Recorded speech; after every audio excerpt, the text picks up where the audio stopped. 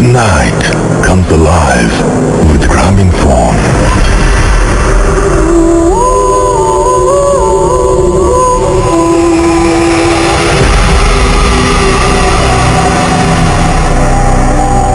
শুনছেন সবসময় radio 48.0 FM। আমি রাস্তাল আছি, সাথে আমার সাথে রয়েছে মাসুম এবং আজকের ফিফিয়া, এবং আপনাদের সবাইকে স্বাগত জানাচ্ছি ভূত এফএম।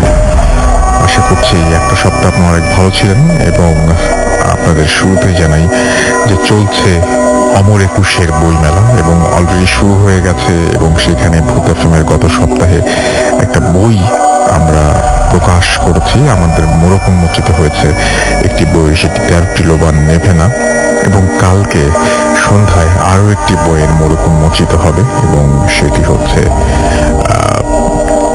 Map number 13। সো আমার মনে হয় যে গত সপ্তাহে আপনারা অনেকেই আগে এসেছিলেন এবং অনেকে চলে গিয়েছিলেন, অনেকের সাথে দেখা হয়নি, অনেকের সাথে দেখা হয়েছে, এবং অনেকের সাথে কথাও হয়েছে। আশা করছি যে কালকেও দেখা হবে এবং কথা হবে আপনাদের সাথে। সো কালকে সন্ধ্যায় আমরা মোড়ক উন্মোচন অনুষ্ঠানে আপনাদের সবাইকে আমন্ত্রণ জানাচ্ছি, এবং আশা করছি যে আপনারা 13 নম্বর ম্যাপ নাম্বার 13 আপনাদেরকে ঠিক আগের বইটির মতো আনন্দ দেবে, এবং সেই সাথে আপনি কিন্তু পেয়ে যাবেন 13টি লোবান নেভে না, এবং গত বছরের বইগুলো আপনি চাইলে সংগ্রহ করতে পারবেন। সুতরাং চলে আসুন 381 এবং 382 নম্বর স্টলে, জ্ঞান বিতরণের স্টলে, এবং সেখানে এসে বইগুলো সংগ্রহ করুন। আশা করছি যে আপনাদের অনেক অনেক অনেক ভয়ঙ্কর কিছু এক্সপিরিয়েন্স উপহার দিতে পারবো। তার আগে বলে রাখি যে 13টি লোবান নেভে না, যেরকম বাংলাদেশের বিভিন্ন প্রান্ত থেকে আসা ঘটনা, ঠিক তেমনি ম্যাপ নাম্বার 13-এ আমাদের দেশের বাইরে যে সমস্ত লিসনার আছেন, দেশের বাইরে থেকে যে সমস্ত ঘটনাগুলো আমরা পেয়েছিলাম, সেই ঘটনাগুলো দিয়ে এই বইটি পুরোপুরি। সো আমার মনে হয় যে অনেক ভালো লাগবে আপনাদের। আর সেই সাথে এখন জানিয়ে দিই যে কিভাবে আমাদের SMS করবেন। আমাদের SMS করতে হলে মোবাইলের মেসেজ অপশনে গিয়ে টাইপ করুন ফুর্তি, FORTI ফুর্তি, স্পেস দিয়ে লিখুন আপনার নাম, স্পেস দিয়ে আপনার মেসেজ পাঠিয়ে দিন 9840 নাম্বারে। আমাদের ইমেল করতে হলে আমাদের ইমেল অ্যাড্রেস হচ্ছে bhootfm@radio40.fm, which is BHWTFM@RADIOFORT.FM। আপনার নাম, ঠিকানা এবং ফোন নম্বর সহ আপনার জীবনে ঘটে যাওয়া বা আপনার জানা সেরা ঘটনা লিখে পাঠিয়ে দিন আমাদের কাছে, এবং ঘটনার শুরুতে অবশ্যই উল্লেখ করুন যে ঘটনাটি আপনি স্টুডিওতে এসে শেয়ার করতে চান, নাকি আপনি চান আপনার ঘটনা আমরা পড়ে শোনাই। এবং দেশের বাইরে যারা রয়েছেন তাদেরকে অনুরোধ করব যে আপনারা সরাসরি আপনাদের ঘটনা কিন্তু রেকর্ড করে অডিও ক্লিপটি পাঠিয়ে দিতে পারেন আমাদের কাছে। আর যারা ফেসবুকে ভিজিট করতে চান, দেখতে চান আজকে কারা কারা অংশগ্রহণ করছে আজকের ভূত এফএমের এই এপিসোডটিতে, তারা চলে যান www.facebook.com/bhootfm.russell এই পেজে। এছাড়াও ভূত এফএমের পোস্টে আপনারা কমেন্ট দিতে পারেন, লাইক দিতে পারেন এবং শেয়ার দিতে পারেন, এবং সেই সাথে জানাতে পারেন কোন ঘটনা আপনাদের ভালো লাগে। সেই জন্য আপনাদের যেতে হবে www.facebook.com/radio.40 এই পেজে। আমরা চলে যাচ্ছি আমাদের প্রথম অতিথির কাছে, তার ঘটনা শুনবো আমরা। এবং আপনার নামটা একটু বলবেন, আপনি কোথা থেকে আসছেন যদি একটু বলতেন। ভাই একটু কাছে আসতে হবে। জি, আসসালামু আলাইকুম রাসেল ভাই। আসসালামু আলাইকুম লিসেনার্স। আমার নাম মোহাম্মদ রাইসুল ইসলাম অমিত। আমি ফতুল্লাহ অবদারপুর নারায়ণগঞ্জ থেকে এসেছি। ওকে। সো আপনি ছোটবেলায় দীর্ঘ একটা সময় দেশের বাইরে ছিলেন, এবং সেখানে আপনি পড়াশোনার পারপাসে গিয়েছিলেন, অনেক ছোট তখন আপনি, এবং সেই ছোট বয়সে মা বাবাকে ছেড়ে অনেক দূরের একটা দেশে সেখানে একা থাকা, এবং সেইখানে কিছু অদ্ভুত এক্সপিরিয়েন্স হয় আপনার, সেই এক্সপিরিয়েন্স আপনি শেয়ার করবেন, রাইট? জি। তো আমরা চলে যাই আপনার ঘটনায়। ফার্স্ট অফ অল আমি অনেক ছোট থেকেই বাইরে ছিলাম। তো বাইরে থাকার কারণ ছিল আমার বাবার ডেথ। আনফর্চুনেটলি আমার খুব কম বয়সী হয়ে যায় আমার বাবার ডেথ, আমি ছোট থাকতে। তো তখন আমার চাচাতো ভাই অলরেডি সে একটা হোস্টেলে পড়ে ইন্ডিয়াতে। তো সেই হোস্টেলে আমাকে আমার চাচা অ্যাডমিট করে। আচ্ছা। তো অ্যাডমিশনের আগে আমার চাচাতো ভাই আমাকে বিভিন্ন ব্যাপারে ভয় দেখাতো যে তুই হোস্টেলে যাবি, তো ওই হোস্টেলে ভূত আছে, এটা আছে, ওটা আছে, তো অনেক কিছু বলতো। তো আমি ছোট থাকতে অনেক নটি ছিলাম, যার কারণে আমার কোনো এসবে খেয়ালই থাকতো না। তো ইভেনচুয়ালি যাই রাসেল ভাই 2001 সালে আমি ওই হোস্টেলটা জয়েন করি। জয়েন করার পর আমার প্রথম কয়েকটা দিন নর্মাল কাটে, বাড়ির কথা মনে পড়ে, মার কথা মনে পড়ে, ভাইয়ের কথা মনে পড়ে। তো একটু নর্মাল কাটে। তো তৃতীয় কি চতুর্থ দিন ঠিক আমার ওটা খেয়াল নেই, তো তখন আমার আর কি একটা এক্সপিরিয়েন্স হয়। এক্সপিরিয়েন্সটা হওয়ার কারণ হলো, যেটা আগে থেকে বলে রাখি, আমার রাত্রেবেলা টয়লেটের একটু প্রবলেম হতো। ছোট ছিলাম তখন, প্রায় 7 থেকে 8 বছর বয়স ছিল আমার। তো তখন আমার মা আমাকে রাত্রেবেলা ঘুম থেকে উঠে টয়লেটে নিয়ে যেত। তো তখন তিনি না থাকার কারণে ওখানে, তো আমার একটু প্রবলেম হতো রাত্রে। তো একদিন রাত্রে আমার হঠাৎ করে ঘুমটা ভাঙে, আর আমি উঠে বাথরুমের দিকে যাব চিন্তা করলাম। তো আমি যাওয়ার আগে আমাদের রুমের ভিতরে যে আমাদের কেয়ারটেকার গুলো ছিল, আন্টি 5-6 জন, তো ওনারা সবাই ঘুমাইছিল। তো ওনাদেরকে আমি গিয়ে ডাকাডাকি করি, তো ওনারা কেউ উঠে না। আমার ক্লাসমেট বা রুমমেট যাকেই বলেন, তো ওনাদেরকে আমি পাশাপাশি ডাকাডাকি করছি একটু উঠতে, তো ওনারা কেউ উঠেন, সবাই বিভোর ঘুমেছিল। তারপর আমি না পেরে একাই চলে যাই বাথরুমে। তো আমাদের বাথরুমটা ছিল আপনার এক সিরিয়ালে আসলে 15টা টয়লেট ছিল, এই পাশে 15টা, এই পাশে 15টা, টোটাল 30টা। তো 30টা টয়লেট থাকার কারণে দেখা গেছে একবারে মাঝখান দিয়ে যে ওয়াকওয়েটা ছিল, ওটা বরাবর একটা জানলা ছিল, কোনো শাটার বা কিছু ছিল না জানলাটাতে, জাস্ট নেট ছিল স্টিলের। তো আমি কিভাবে জানো প্রথম বাথরুমে নিয়ে গেলে একবারে শেষের বাথরুমে চলে যাই হাঁটতে হাঁটতে। তো যাই হোক, ওখানে দাঁড়িয়ে আমি টয়লেট আছি। তো ইন্ডিয়া তো খুব একটা ঠান্ডার জায়গা, কার্শিয়ং, দার্জিলিং, যেটা সবাই চিনে। তো রাত্রেবেলা ওটা অনেক ঠান্ডা পড়ে। তো হঠাৎ করে একটি ঠান্ডা বাতাস আমার শরীরে লাগে। তো ঠান্ডা বাতাসটা লাগার কারণে আমি হঠাৎ করে পিছনে তাকাই দেখতে, তো দেখি যে স্বাভাবিক, অস্বাভাবিক কিছু না, কুয়াশা আসছে জানলা দিয়ে। তো আমাদের জানলা থেকে একটা বট গাছ একবারে স্ট্রেটলি দেখা যেত। তো ওদিনটা বেশি একটা কুয়াশা ছিল না, হালকা পাতলা, তো বট গাছটা কাছাকাছি ছিল, দেখা যেত, সেটা আমাদের মাঠের সাথে ছিল। তো ওই বট গাছটার দিকে আমি খেয়াল করতে করতে এক সাইডে দেখি একটা সাদা কি জানি ঝুলে, মানে ওই বট গাছে আছে, কি অবস্থায় আছে তখন খেয়াল করিনি। তো ওটা দেখার পর আমি কৌতূহল জাগলো আমার, যে এটা জিনিসটা কি। তো সাথে সাথে ভয়ও পাইছি। তো তারপর আমি চেক আউট করার জন্য আবার একটু দেখলাম, দেখি একটা মেয়ে সাদা পোশাক পরে, চেহারাটা দেখা যাচ্ছে না, সে নিচের দিকে তাকিয়ে রয়েছে, কিন্তু দড়ি দিয়ে ঝুলতেছে বট গাছটার সাথে। তো এটা দেখে তো ভাইয়া আমার পুরা মানে ভয়ে শরীর কাঁপতেছে। কিছুক্ষণ পর যখন আবার তাকাইছি, 2-1 সেকেন্ড পর, দেখলাম যে ওই মেয়েটা আমার দিকে তাকায় রয়েছে, জাস্ট নর্মালি তাকায় রয়েছে, কিন্তু হাসতেছে, মানে মুখটা একটু আওয়াজ হাসি নেই। হাসি। হ্যাঁ, মুখটা একটু হাসি হাসি, কিন্তু কোনো আওয়াজ নেই। রাইট। তো এটা দেখে তো ভাই আর সহ্য করতে পারলাম না, ওখানে আমার ভয়কে আর আটকায় রাখতে পারলাম না। আমি সাথে সাথে দৌড় দিছি। দৌড় দিয়ে আমার ডরমেটরিতে ঢোকার সময় আমি ডরমেটরির দরজার সাথে ধাক্কা খেয়েছি, কারণ আমি দরজাটা একটুখানি খুলে বেরিয়েছিলাম। তো আমি কোনো মতে ভিতরে ঢুকা আমি খাটে শুয়ে পড়ি কম্বলের নিচে। তো সারাটা রাত্র আমার ভয়ে কাটছে, কখন ঘুমিয়ে গেছি ঠিক বলতে পারবো না। তো সকালবেলা আমাদের ডরমেটরির টিচার আসছে, এসে সবাইকে ডাকতেছে। তো দেখছে সবাই উঠছে, আমি উঠি নাই।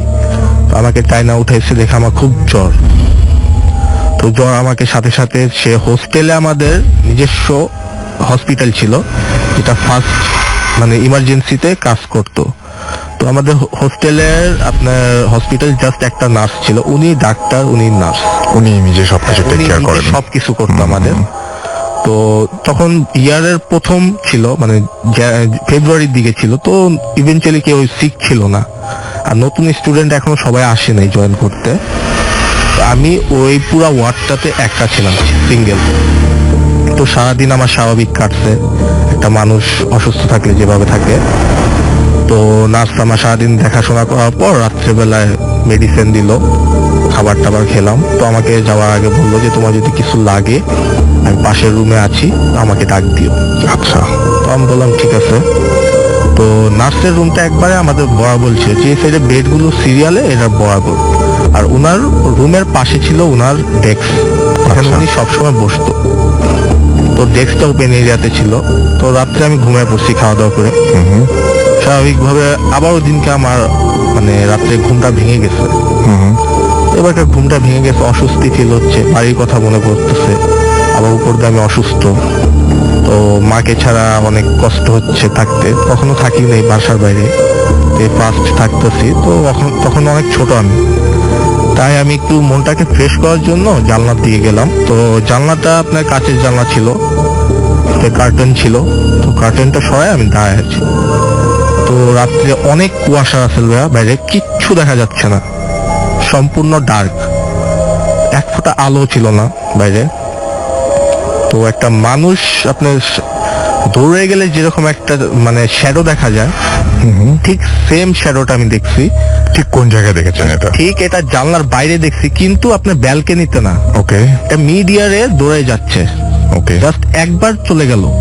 এটা দেখে দেখে আমি তো জানলাটা খুব ক্লোজ ছিলাম, মানে কি জানলাটা স্পর্শ করে দাঁড়িয়েছিলাম। তো এটা দেখে আমি আটকা পড়ে যাই, পড়ে উঠে আমি নার্সের রুমের দিকে দৌড় দিই ওনাকে ডাকতে। তো দৌড় দিতে গিয়ে আমি দেখি যে ওই ডেস্কটার সাথে, নার্সের ডেস্কটার সাথে ওই মেয়েটা দাঁড়িয়ে আছে আমার দিকে তাকিয়ে।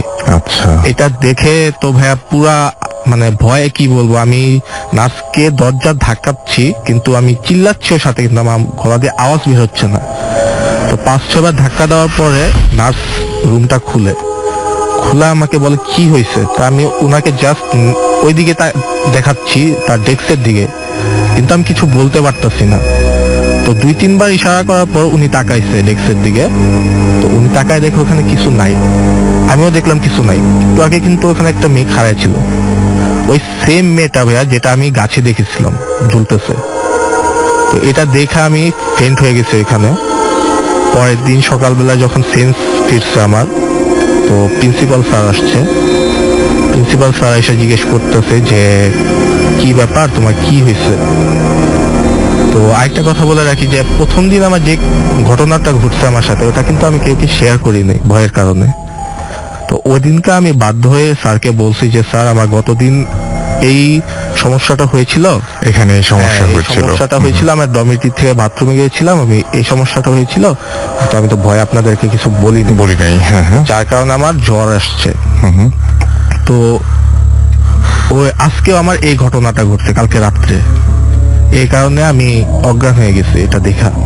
তো স্যার বলল যে তুমি নতুন স্টুডেন্ট, নতুন এসেছো, বাবা মা ছাড়া থাকতেছো, হোম সিকনেস যেটাকে আমরা বলি, হোম সিক হোস্টেল লাইফের, তো ওটা হয়তো বা তোমার হয়েছে। তো এটা নাথিং আনইউজুয়াল, এটা জাস্ট ন্যাচারাল। তো উনি এটা বলে আমাকে এটা কাটাই দিল। তো আমি আর ওনার সাথে কিছু বলি নাই। তো আমার যে ভাইটা ছিল, চাচাতো ভাই, ওনার একটা খুব ক্লোজ ফ্রেন্ড ছিল। তো ওই ফ্রেন্ডটার সাথে আমাকে উনি ইন্ট্রোডিউস করে দিয়েছিল ফার্স্টে যখন আমি গেছি হোস্টেলে, যাতে কোনো কিছু প্রয়োজন পড়লে তার সাথে করতে পারি। আমার ভাইয়ার ফ্রেন্ডটা ওই হোস্টেল আমার ভাইয়ার আগে জয়েন করছে, তো ইভেন্চুয়ালি সে অনেক কিছু জানে ওই হোস্টেলের ব্যাপারে। তো ওনাকে আমি জিজ্ঞেস করার আগে ও কয়েকজনকে জিজ্ঞেস করেছি, সিনিয়র স্টুডেন্টদেরকে, যে কিছু আছে নাকি, আপনারা কিছু দেখছেন নাকি। তো ওনারা আমাকে কিছু বলে না এগুলো। আচ্ছা তো শেষমেশ আমি ভাইয়ার কাছে যাই যে ভাইয়া এমন এমন, আমি তো 2 দিন দেখছি এগুলো। পরে উনি আমাকে বলতেছে যে দেখ, এগুলো তো আসলে তোদেরকে বলা ঠিক না, কিন্তু আমাদের হোস্টেলে একটা ইনসিডেন্ট হয়েছিল 1993-তে।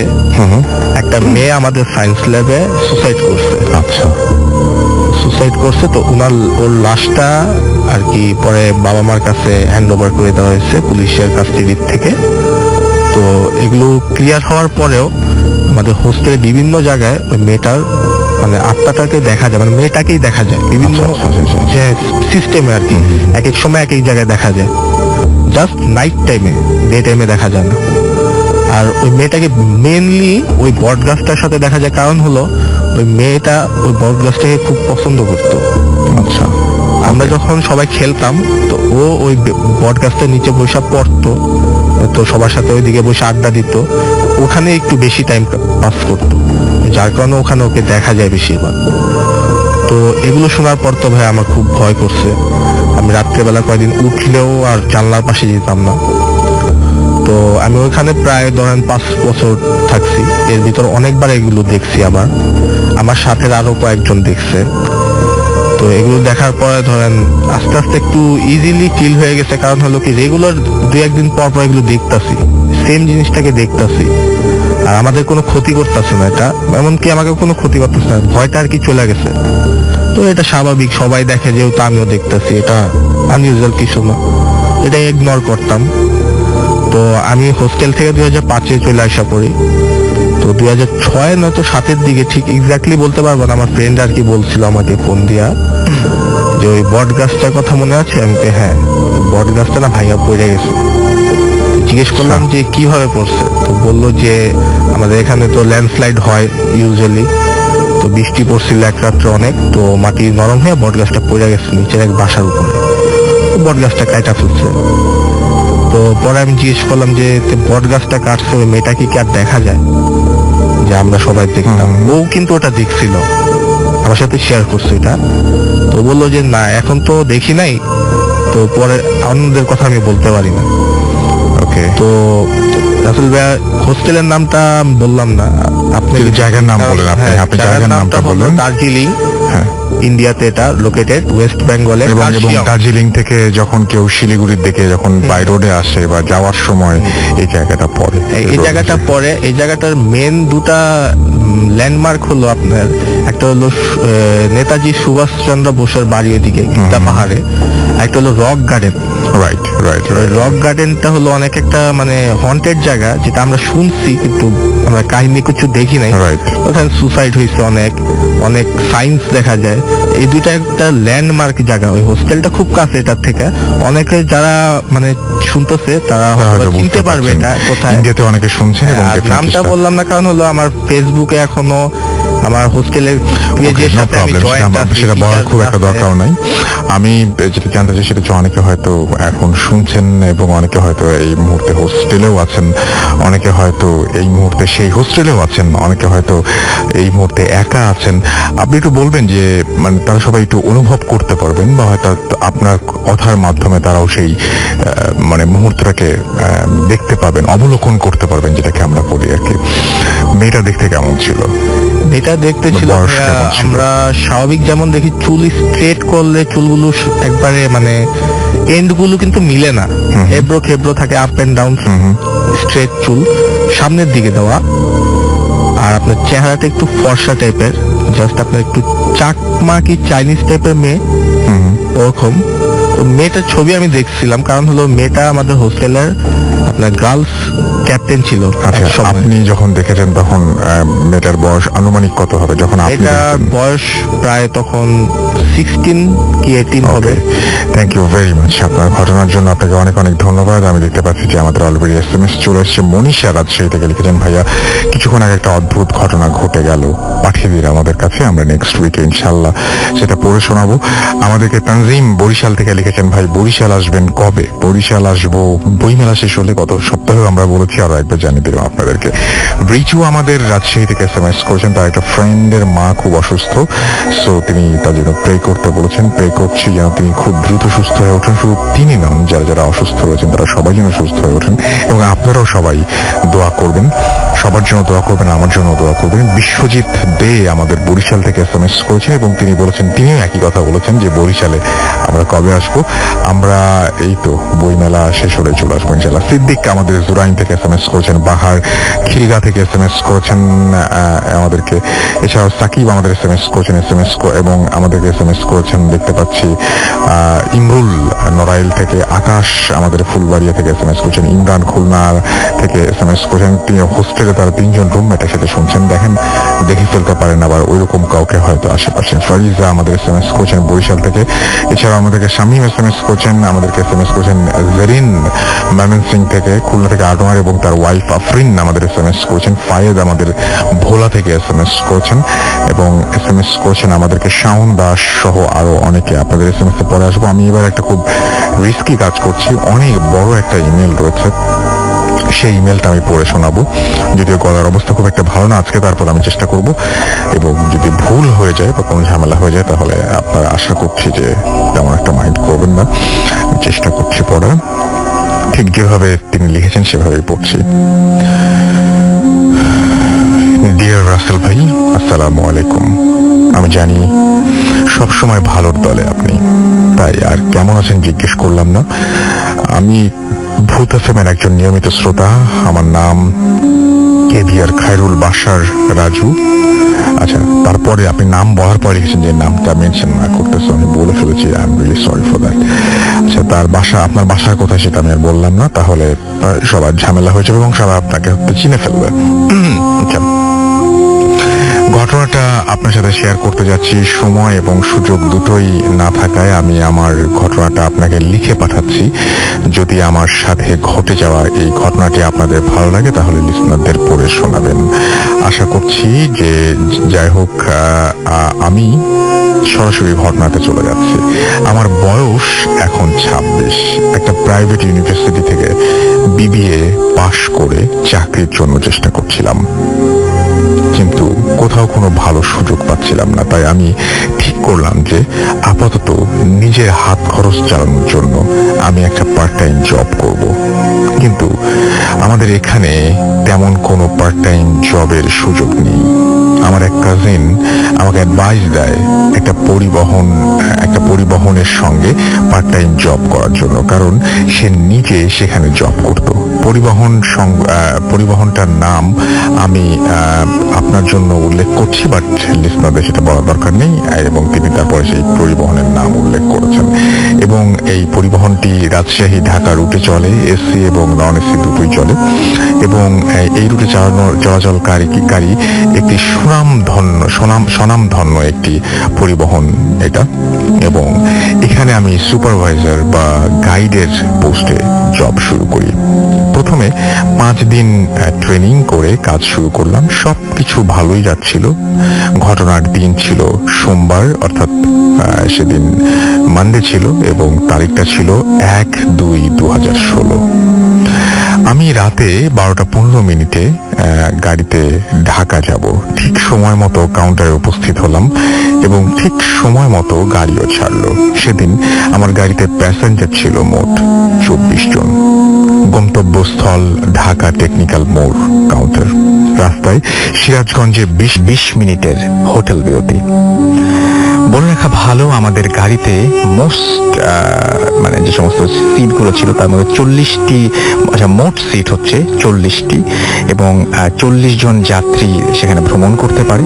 আগেই বলেছি আমাদের গাড়িতে 24 জন ছিল। আমি যখন গাড়ির ভেতরে টিকিট চেক করি তখন লক্ষ্য করি গাড়ির ঠিক পেছনের সারির কর্নারের সিটে একজন লোক বসে আছেন এবং সে কম্বল মুড়ি দিয়ে ঘুমাচ্ছেন। আমি টিকিট চেক করতে গাড়ির পেছনের দিকে যাচ্ছি, তখন আমার মনে হলো লোকটা এতগুলো সিট ফাঁকা রেখে কেন পিছনে গিয়ে ঘুমোচ্ছে। কারণ সাধারণত মানুষ গাড়িতে টিকিট করলেও সবসময় সামনের দিকে বা মাঝখানের জায়গাটায় বসতে চায় এবং পিছনের দিকে সাধারণত বসতে না। যাই হোক, মনে করলাম হয়তো ওনার এমনটাই পছন্দ। এই মনে করে আমি ওনার কাছে গেলাম টিকিট চেক করার জন্য। উনি কম্বল দিয়ে পুরো মুখ ঢেকে রেখেছেন, কারণ তখন খুব শীতের সময়। আমি কাছে গিয়ে ডাক দিলাম, স্যার আপনার টিকিটটা একটু দেবেন। ওনার কোনো রেসপন্স নেই। আমি আবার ডাক দিলাম, স্যার দয়া করে আপনার টিকিটটা একটু দেবেন। তখনও উনি কোনো রেসপন্স করেন নাই। তাই বাধ্য হয়ে ওনার গায়ে হাত দিয়ে ডাক দিলাম। ওনার গায়ে হাত দিয়ে আমি একটু স্তম্ভিত হলাম, কারণ ওনার হাত বা শরীর একদম বরফের মতো ঠান্ডা। শীতকালে মানুষের শরীর এমনিতেই ঠান্ডা থাকে, কিন্তু এতটা ঠান্ডা না যতটা ওনার শরীর ছিল। আমি হাত ধরে ঝাঁকি দিতেই উনি চোখ খুলে আমার দিকে তাকান। আমি ওনার চোখের দিকে তাকিয়ে খুব ভয় পেয়ে যাই, কারণ ওনার চোখ দুটো একদম ধূসর সবুজ বর্ণের। আমি এমন চোখ আগে কখনো দেখিনি। আজকাল চোখের লেন্স লাগিয়ে অনেকে চোখের কালার বিভিন্ন রকমের করা যায়, আমি টিভিতে সেটা দেখেছি, বাট এই রকম চোখ আমি এর আগে কখনো দেখিনি। যাই হোক, উনি হঠাৎ আমার ওপর খুব রেগে যান। আমি ওনার হাত স্পর্শ করেছি তাই। আমি বললাম, স্যার আপনি ঘুমাচ্ছিলেন, আমি আপনাকে ডাক দিয়েছিলাম কিন্তু আপনি উঠছিলেন না, তাই আমি আপনার হাত ধরে ঝাঁকি দিয়েছি। তারপর উনি একটু শান্ত হলেন। আমি ওনার টিকিট চেক করে ওনাকে বললাম, স্যার আপনি চাইলে সামনের দিকে গিয়ে বসতে পারেন। জবাবে উনি বললেন, আমি এখানেই ঠিক আছি। আমি আর কথা না বাড়িয়ে ওনার টিকিটের পেপারটা নিয়ে ওনাকে জিজ্ঞাসা করলাম, স্যার আপনি কোথায় নামবেন। এটা আমাদের রুলস, প্রত্যেকটা যাত্রীকেই জিজ্ঞেস করতে হয় যে উনি কোথায় নামতে চান। যে জবাবে উনি বললেন সঠিক জায়গায় আসলে আমি নিজেই নেমে যাব। আমি আর কথা না বাড়িয়ে আমার জায়গায় চলে গেলাম এবং লোকটি তার জায়গায় বসে রইল। আমাদের যাত্রা চলছে, রাত 2:40। আমরা হোটেল বিরতির জন্য সিরাজগঞ্জ রোডে অবস্থিত একটা রেস্টুরেন্ট কমপ্লেক্সে থামলাম। বিরতির নির্ধারিত সময় 20 মিনিট। ঠিক 20 মিনিট পর গাড়িতে আসলাম। সময় হয়ে গেছে, গাড়ি ছাড়তে হবে। আমি যাত্রীগুলো গুনে দেখছি, সবাই আছেন, শুধু পেছনের ওই যাত্রীটি বাদে। আমি হোটেলের ভেতর গিয়ে অ্যানাউন্সমেন্ট দিলাম, তারপরও ওনার জন্য কিছুক্ষণ ওয়েট করলাম, তবুও তিনি নেই। তখন আমি আবার হোটেলে গিয়ে অ্যানাউন্সমেন্ট দিলাম, তারপর চালান থেকে মোবাইল নাম্বার নিয়ে ফোন দিলাম, দেখি নাম্বার বন্ধ। আমার একটু রাগ হলো। একটু পর গাড়িতে উঠে পেছনে গিয়ে দেখি উনি ঠিকই ওনার জায়গায় বসে আছেন। আমি দেখে অবাক হলাম। একটু আগেও তো আমি দেখলাম উনি গাড়িতে নেই। আমি ওনাকে বেশ ভালোভাবেই চিনি, তাই ওনাকে চিনতে ভুল হওয়ার কোনো কারণ নেই এবং প্রশ্নই আসে না। তাছাড়া আমি মোট যাত্রী যখন গুনছিলাম তখন একজন কম ছিল এবং সেটা উনি। আমি আমার ওস্তাদ মানে ড্রাইভারকে জিজ্ঞেস করলাম যে উনি কখন উঠলেন গাড়িতে। ওস্তাদ আমাকে বলল যে কই, আমি গাড়ি নামার পর তো কোনো যাত্রী গাড়িতে ওঠেনি। আর ড্রাইভারও গাড়ি স্টার্ট করে গাড়িতে বসে আছেন, ওনার চোখে ভুল হওয়ার কোনো কথা নেই। আমরা বেশ আশ্চর্য অবাক হলাম যে তিনি গাড়ির ভেতরে আসলেন কি করে। যাই হোক, এমনিতেই অনেক দেরি হয়ে গেছে, আর দেরি না করে আমি গাড়িতে এগিয়ে গেলাম এবং ড্রাইভার সাহেব গাড়ি ছাড়লেন। তখন আমরা যমুনা ব্রিজের ওপর মানে বঙ্গবন্ধু সেতুর ওপর হঠাৎ শুনতে পেলাম গাড়ির ভেতর থেকে কোনো যাত্রী আমাকে ডাকছেন, সুপারভাইজার সাহেব। গাড়ির সব লাইট অফ ছিল, তাই ভেতরে বেশ অন্ধকার, তাই আমি দেখতে পাচ্ছি না কে ডাকছেন। আমি ভেতরের মৃদু আলো অন করে দিয়ে পেছনে যেতে থাকি এবং দেখলাম যে সব যাত্রী ঘুমিয়ে আছেন। একদম শেষ সিটে বসা উনি জল চোখে আমার দিকে তাকিয়ে আছেন। আমি ওনাকে গিয়ে বললাম, স্যার আপনি আমাকে ডাকলেন? উনি বললেন আমাকে মির্জাপুর দেহহাটা বাজার থেকে একটু সামনে একটা ছোট ব্রিজ আছে, ওইখানে নামিয়ে দেবেন। আমি বললাম ঠিক আছে স্যার, আমি সময় মতো আপনাকে দেখে দেব। এই বলে আমি চলে আসলাম। তারপর আবার গাড়িতে চলছে এবং যে ঘটনাগুলো ঘটছিল তা আমাদের সাথে ওই যাত্রীকে নিয়ে তা সাধারণত কখনো ঘটে না। আর ওনার শরীরটি যে বরফের মতো ঠান্ডা আর ওনার চোখগুলো যে গাঢ় ধূসর সবুজ বর্ণের ছিল, তা সবকিছুই আমি স্বাভাবিকভাবেই নিয়েছিলাম। মানে যদিও সবকিছু অস্বাভাবিক ছিল, তারপরে সবকিছু স্বাভাবিকভাবে নিচ্ছিলাম। কিন্তু এরপর যেটা হলো সেটা আসলে আমি কখনোই আশা করিনি। টাঙ্গাইল মির্জাপুর দেহহাটা বাজারের পার হওয়ার পর আমার ড্রাইভার আমাকে বললেন যে এইখানে কোন যাত্রী নামার আছে, যাও ওনাকে নিয়ে আসো। কারণ আমি ড্রাইভারকে আগেই বলে রেখেছিলাম যে দেহহাটা বাজারের পর একজন নামার আছে।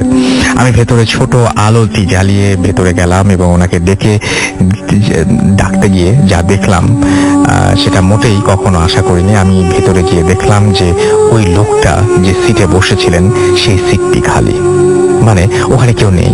আমি ডানে বামে ভালো করে দেখলাম, ওখানে কেউ নেই। আমি একটু টেনশনে পড়ে গেলাম যে লোকটা গেল কোথায়। আমি মনে করলাম হয়তো সামনের দিকে এগিয়ে এসে বসেছে।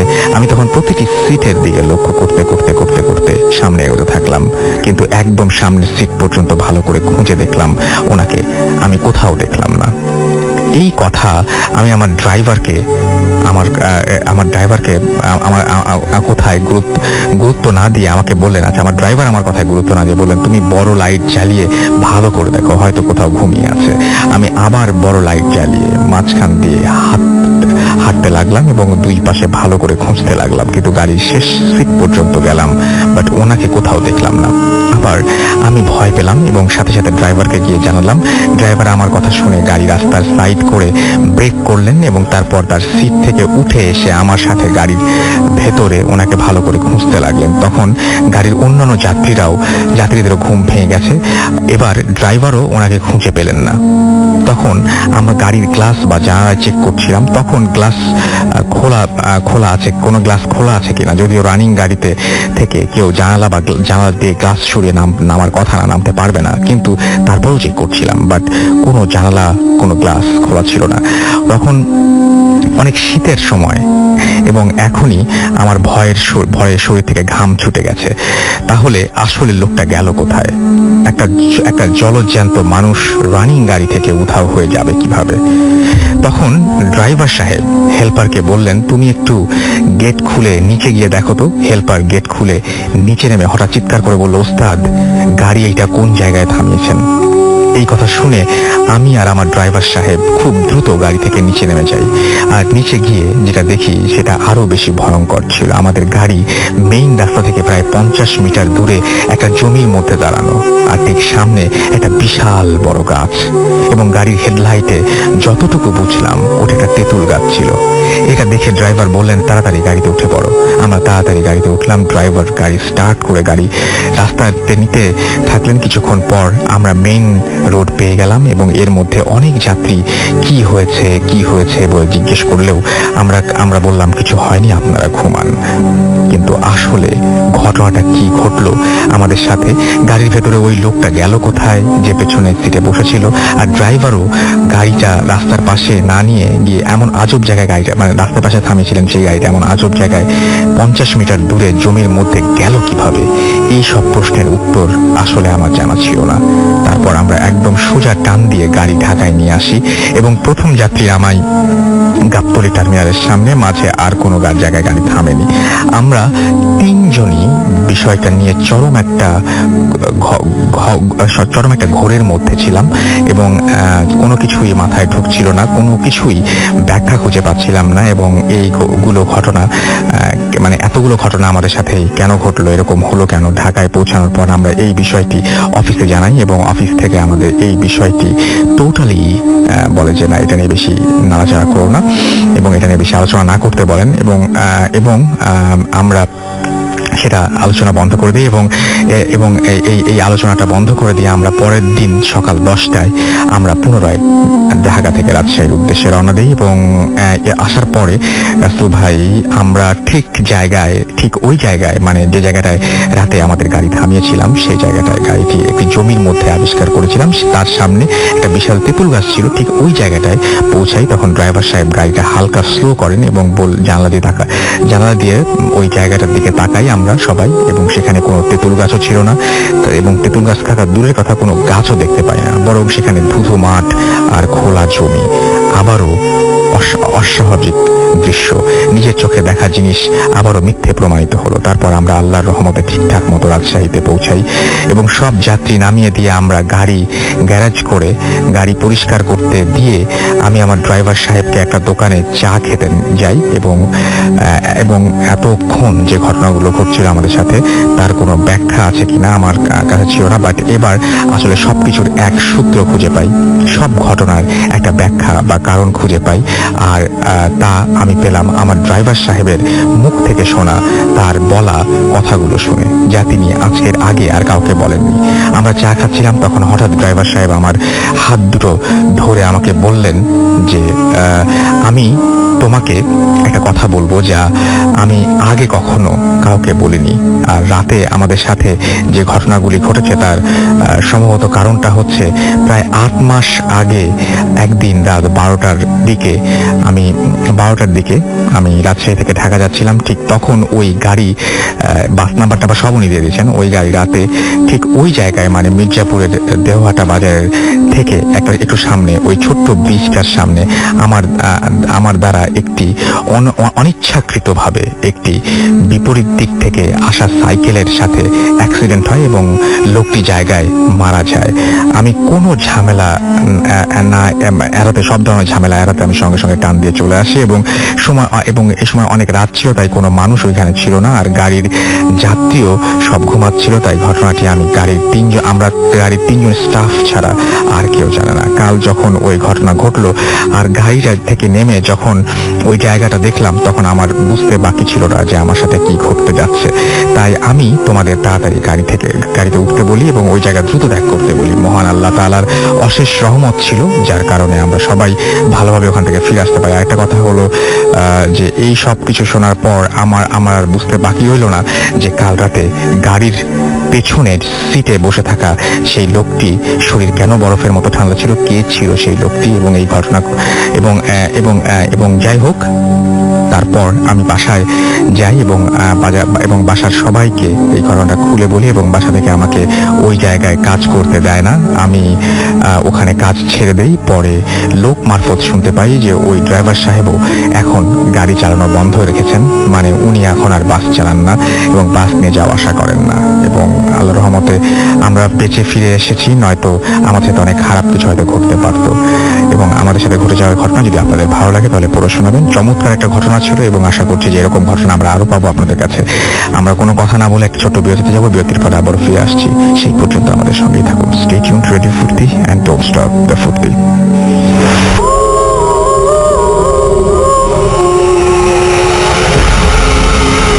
Yes, the night comes alive with গ্রামীণ ফোন। শুনছেন সবসময় রেডিও ফুর্তি 8.2 FM। আমি রাসেল আছি সাথে, এবং চলছে ভূত FM, এবং আমার সাথে রয়েছে মাসুম এবং আজকে অতিথিরা। আমাদেরকে দেখতে পাচ্ছি সাদিকুল হাসান SMS এখানে ফেসবুকে লিখেছেন, এবং টাঙ্গাইল থেকে তিনি শুনছেন, খুবই ভয় লাগছে তার কাছে। বিপ্লব মজুমদার নিলয় আমাদেরকে লিখেছেন যে খুব ভালো। আমাদেরকে এছাড়াও দেখতে পাচ্ছি অ্যাস্থেটিক সৈকত আমাদের এখানে লিখেছেন যে বাসের সুপারভাইজারের যে স্টোরিটা ছিল সেটা অনেক different, and thank you very much. যাদেরকে ঘটনাটা ভালো লেগেছে। রাফি তালুকদার আমাদের লিখেছেন যে ভয় পাচ্ছি না। ওকে, ভয় পাচ্ছেন না। ভয় না পাওয়ার একটা বিশাল কারণ হচ্ছে যে ভয় পাওয়ারও জন্যও মানে ভেতরে ভয় পাওয়ার একটা অনুভূতি থাকতে লাগে। মানে ব্যাপারটা হচ্ছে আপনি খুব ভালো খাবার খেলেন, খুব ভালো খাবার খেয়ে আপনার কাছে সেই খাবারটা টেস্টি লাগলো না, এটা কি খাবারের দোষ সবসময়? না, আমার মনে হয় সবসময় সেটা না। যিনি ঘটনা পাঠিয়েছেন তার ঘটনাটা আমার কাছে অসম্ভব ভালো লেগেছে এবং অনেক ভয়ঙ্কর লেগেছে আমার কাছে। আপনি কেন ভয় পাচ্ছেন না সেটা অবশ্য আমি জানি না। যাই হোক, তবে একটা জিনিস হচ্ছে যে আপনি যে ভয় পাচ্ছেন এটা লেখার জন্য আপনাকে নিয়ে অনেকক্ষণ ধরে আলোচনা হলো। আচ্ছা, তাওহিদ খান আমাদের SMS করেছেন গুলশান 2 থেকে। এছাড়াও আমাদেরকে আরাফাত SMS করেছেন, এবং এছাড়াও আমাদেরকে দেখতে পাচ্ছি যে এখানে SMS না, এগুলো সব ফেসবুকে লিখেছেন। এবং ট্রেনে জানালার পাশে বসে ভূত FM শুনছেন আব্দুল্লাহ আল মুজিব, জনি মজুমদার। এছাড়া মাহফুজুর রহমান আমাদের সাথে আছেন এই মুহূর্তে। মর্শিদুল আলম রুবেল আমাদের সাথে রয়েছেন। বাস ড্রাইভারের ঘটনাটা শুনে ভয় লিখছেন, আর উনি সুপারভাইজার ছিলেন। আমাদেরকে এছাড়াও একজন মায়াবতী লিখেছেন nice story, carry on. Rajib আমাদের লিখেছেন। এছাড়াও আমাদেরকে মাহফুজ সহ আরো অনেকে আমাদের এখানে কিন্তু লিখেছেন। আমরা চলে যাচ্ছি ঘটনায়। আপনার নামটা প্লিজ একটু বলবেন, কোথা থেকে এসেছেন, তারপর আপনার ঘটনায় যাবেন। থ্যাংক ইউ রাসেল ভাই আমাকে সুযোগ করে দেওয়ার জন্য। মাই নেম ইজ রাহুল খান। আমি এসেছি ঢাকা বাড়িধারা থেকে, অ্যান্ড আমি নসরাত ইউনিভার্সিটিতে 4th সেমিস্টার স্টাডি করছি। শুনি আপনার ঘটনা। হ্যাঁ, সো আমি ডাইরেক্ট ঘটনা চলে যাচ্ছি ভাইয়া। ঘটনাটা ঘটে 2008-এ, আজ থেকে 8 বছর আগে। সো আগে থাকতে বলে রাখা ভালো, আমার তিন মামা থেকে সবচেয়ে ছোট মামা যে সাইদ, তার সাথে আমার খুব ভালো সম্পর্ক। সে কোথাও গেলে আমি তার সাথে সবসময় যেতাম। সেরকমই একদিন তার একটা ফ্রেন্ড, আমার ছোট মামা সাইদের ফ্রেন্ড, মাদারীপুর থাকে, তার এক বিয়ে, মামার ফ্রেন্ডের বিয়ে। তো আমাদেরকে ইনভাইট করে আমরা যাওয়ার জন্য সিদ্ধান্ত নিলাম। তো আমরা রওনা দিই 9 তারিখে, বিয়ের 2 দিন আগে, 9 ডিসেম্বর। তো আমরা যে কথা সেই কাজ, গেলাম ভালো মতোই মাদারীপুর। যেখানে গ্রামটা পড়ছে, বাড়িটা পড়ছে, আশেপাশে কোনো বাড়ি ঘর নেই, বাড়ির আশেপাশে। আচ্ছা, আশেপাশে যা আছে ক্ষেত জঙ্গল এরকম, শুধু বাসাটা মাঝখানে পড়েছে। তো 2 দিন ভালোই কাটলো। বিয়েটা ছিল, ঘটনা ঘটে 12 তারিখে ডিসেম্বরে। তো যেদিন 12 ডিসেম্বর, ওদিন সবাই খাওয়া দাওয়া করলো, রাত ঠিক 11টা বাজে। তো খাওয়া দাওয়া করার পরে আগে থাকতে বলে রাখা ভালো ভাইয়া, আমার স্মোক করার স্বভাব আছে, হ্যাবিট আছে। তো আমি স্মোক করার জন্য একটা নীরব প্লেস খুঁজতেছিলাম। কারণটা হচ্ছে যে তখন আমি খুব ছোট ছিলাম, তো কেউ মাইন্ড না করে, এই জন্য আমি নীরব সাইলেন্ট প্লেস খুঁজতেছিলাম। তো আমি এখন খুঁজে পাচ্ছি না এরকম কোনো প্লেস। আশেপাশে চারদিকে মানুষ, বিয়ে বাড়ির কারণে আশেপাশে চারপাশে মানুষ। তো আমি দেখলাম যে একটা সাইডে জঙ্গলের মতো একটা জায়গা আছে। তো আমি চিন্তা করলাম ওই জায়গায় গেলে আমাকে কেউ দেখবে না স্মোক করতে। তো আমি গেলাম স্মোক করতে। তো সিগারেট ধরালাম, খেলাম কতক্ষণ। হ্যাঁ, তো তারপরে আমি ওইখানে স্মোক করা শেষ করে দেন প্রস্রাব করলাম একটা গাছের নিচে। তাল গাছের নিচে। তো পরে যখন আমি বাসার দিকে রওনা দিব, ব্যাক করব, তখন আমি চোখ পড়ে তাল গাছের উপরে। তখন আমি দেখতে পাই একটা মানুষ আকৃতির শ্যাডো টাইপের কিছু একটা বসে আছে গাছের উপরে। তো আমি দেখতেছি বসার জন্য একটা জিনিসটা কি, বুঝতে না বুঝতে রাসেল ভাই 2-3 সেকেন্ডের মধ্যে জিনিসটা আমার সামনে এসে আমার থেকে 4-5 হাত দূরে জিনিসটা নামলো। নামার পর আমি যেটা দেখতে পাই রাসেল ভাই, সেটা দেখার জন্য কখনোই প্রস্তুত ছিলাম না। আমি আকৃতিটা দিই, দেখতে অনেকটা শিবপাঞ্জি, আপনারা অবশ্যই দেখেছেন যেরকম হয় মানুষের মতো অনেকটা, তো এরকম আকৃতি। তার হাতে একটা লাঠি ছিল, তার পুরো শরীর কালো কালো কালো লোমে আর কি ঢাকা ছিল, তার চোখ দুটো প্রচন্ড লাল ছিল আগুনের মতো। তো দেখতে দেখতে আমি খুব আর কি ভয়ে হাত পা কাঁপতেছিল, সেন্সলেস অবস্থায়। তখনই তার হাতে যে লাঠিটা ছিল বা একটা লাকড়ির মতো ছিল, আই ডোন্ট নো, ওটা দিয়ে আমার মাথায় একটা আঘাত করা হয়। তার 2-1 সেকেন্ডের মধ্যে আমি সেন্সলেস হয়ে যাই ভাই। তো সেন্সলেস অবস্থা ওইখানে পড়ে থাকে। তখন আমার মামারা যখন খুঁজে পাচ্ছিল না বাসার মধ্যে, তখন খুঁজতে খুঁজতে তারা বাসা থেকে বের হলো আমাকে খোঁজার জন্য, যে কোথায় গেছি আমি, পুরো বাসা খুঁজতে পাইনি। তখন খুঁজতে খুঁজতে জঙ্গলের দিকে যায়, তখন আমাকে সেন্সলেস অবস্থা তারা পায়। পাওয়ার পর আমাকে বাসায় নিয়ে আসে সকালবেলা 10টা বাজে আমার সেন্স ফিরে। তো দেন আমাকে জিজ্ঞেস করলাম ওখানে কিভাবে গেছি। তো আমি সবকিছু খুলে বললাম। তারা বললো যে যখন আমাকে নিয়ে আসে তখন আমার শরীরে বিভিন্ন অংশের মধ্যে কিছু আছড়ের দাগ এবং লাঠিটা পিঠালে যেরকম দাগ বসে যায় শরীরে, এরকম কিছু দাগ বসে গেছিল। সেগুলোর পরে ওইখানে আর আমরা থাকিনি। আমি আর আমার মামা ঢাকাতে ব্যাক করে একটা হুজুরের কাছে নিয়ে যায় আমার মামা। তো হুজুরের কাছে যাওয়ার পরে যে ঘটনাটা শুনতে পারি, যে ওইখানে একটা খারাপ জিনিস আর কি, ওই জায়গাটা এমনিতে হন্টেড ছিল। তো ওইখানে একটা খারাপ জিন ছিল যেটা আমার প্রতি আসর করছে। ওইখানে আমি কিছু রং করেছিলাম, যার কারণে আমাকে আসর করছিল। যদি ওদিনকা রাতে আমার মামার ঠিক সময় মতো না যেত ওইখানে, তাহলে হয়তো বাইর থেকে বড় কিছু করতে পারতো আমার সাথে। তো ইনশাল্লাহ এরপর আর আমার সাথে কোনো কিছু ঘটে নাই। বাট একবার ওই ঘটনা 2-3 দিন পর একবার স্বপ্নে দেখছিলাম ওই অদ্ভুত প্রাণীটা বাঁচিতে। ওকে, অনেক ধন্যবাদ আপনাকে আপনার ঘটনার জন্য। আমি দেখতে পাচ্ছি আমাদের যে রেডিও ফুর্তির ফেসবুক পেজ রয়েছে, সেখানে অনেকে লিখছেন। আনামুল হক হৃদয় আমাদের লিখেছেন, আমাদেরকে ওমর ফারুক ইমরান লিখেছেন আজকের স্টোরিগুলো অনেক ভয়ের। আমাদেরকে ওমর ফারুক লিখেছেন না, আমি ঠিক বুঝিনি এই না এর মানে কি। আমাদেরকে রানা চৌধুরী লিখেছেন, আমার কাছে ভালো একটা ভৌতিক ঘটনা রয়েছে, গল্প রয়েছে, ভৌতিক গল্প না, যদি কোনো ঘটনা থাকে, সত্যি সত্যি কোনো ঘটনা থাকে, তাহলে আমাদের লিখে পাঠান। আমাদের অ্যাড্রেস হচ্ছে bhutasm@radiofurti.fm। এই ফাঁকে একটু জানিয়ে দিই যে কিভাবে ঘটনা পাঠাতে হবে। bhutasm@radiofurti.fm এই অ্যাড্রেসে যে আপনার নাম, ঠিকানা এবং ফোন নাম্বার সহ আপনার জীবনে ঘটে যাওয়া সেরা ঘটনা লিখে পাঠিয়ে দিন আমাদের কাছে। নাম, ঠিকানা এবং ফোন নাম্বার আরেকবার উল্লেখ করে দিলাম। এবং ঘটনার শুরুতে অবশ্যই উল্লেখ করুন যে ঘটনাটা আপনি স্টুডিওতে এসে শেয়ার করতে চান, নাকি আপনি চান যে আপনার ঘটনাটা আমরা পড়ে শোনাবো।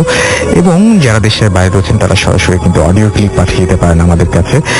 আর একটা জিনিস, সেটা হচ্ছে চলছে অমর 21-এর বইমেলা, এবং বইমেলায় এই সপ্তাহে আমাদের নতুন একটা বই আসছে। সেই বইটির নাম ম্যাপ নাম্বার 13, যেখানে সমস্ত বিদেশি গল্পগুলো রয়েছে, অর্থাৎ দেশের বাইরে আমাদের প্রবাসী বাঙালি এবং অবাঙালিরাও যারা আছেন, তারা যারা ভূত এফএমের লিসেনার, যারা ঘটনাগুলো পাঠিয়েছেন, তাদের ঘটনাগুলো নিয়ে সে ঘটনা সাজানো হয়েছে। এবং আপনারা যারা দেশের বাইরে থেকে শুনছেন তাদের নিশ্চয়ই বইটা সংগ্রহ করতে ইচ্ছা করছে অনেক বেশি। আমরা চেষ্টা করব আপনাদের হাতে ওই বইটি পৌঁছে দেওয়ার। আপাতত আপনাদের রিলেটিভদের বলবেন, কালকে বইমেলায় সন্ধ্যায় মোড়ক উন্মোচন হচ্ছে এই বইটির, এবং সেইখানে আমি থাকবো।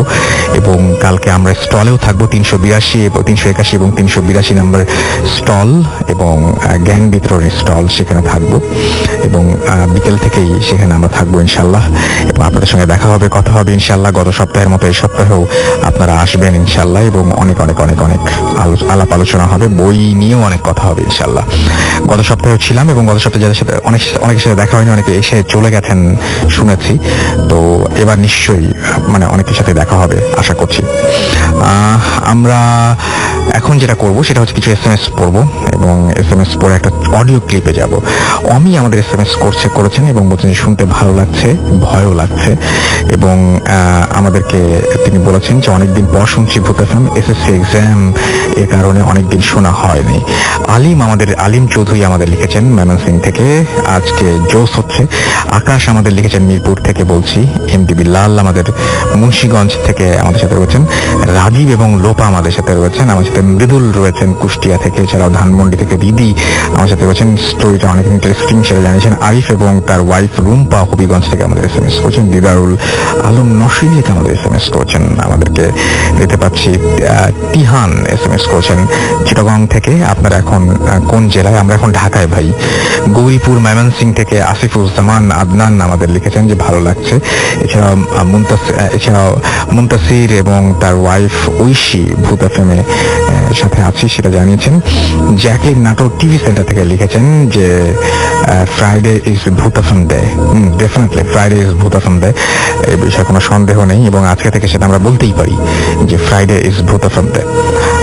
আচ্ছা, নির্জন আমাদের বরিশাল থেকে SMS করেছেন আমাদেরকে দেখতে পাচ্ছি। আশকার নাইস স্টোরি পান্না আমাদের SMS করেছেন। রাফিন আমাদের SMS করেছেন। হামিম খুলনা থেকে SMS করেছেন। শান্ত আমাদের SMS করেছেন রাজশাহী থেকে। আমরা চলে যাচ্ছি একটা ঘটনায় এবং এরপর একটা বিজ্ঞাপন বিরতি, তারপরে আমরা আবারও ফিরে আসবো। সেই পর্যন্ত আশা করছি আমাদের সঙ্গে থাকবেন। আমরা যদি SMS করতে চান, SMS করার নিয়মটি হচ্ছে মোবাইলের মেসেজ অপশনে গিয়ে টাইপ করুন ফুর্তি FORTI ফুর্তি, স্পেস দিয়ে লিখুন আপনার নাম, স্পেস দিয়ে আপনার মেসেজ পাঠিয়ে দিন 9840 নাম্বারে। আমাদের ইমেল করতে চাইলে আমাদের ইমেল অ্যাড্রেস হচ্ছে bhutfm@futti.fm। আমাদের যদি আপনারা ফেসবুক পেজগুলো ভিজিট করতে চান, চলে যান www.facebook.com/futti and www.facebook.com/bhutfm.russell। চলুন শুনে আসি আরো একটি ঘটনা।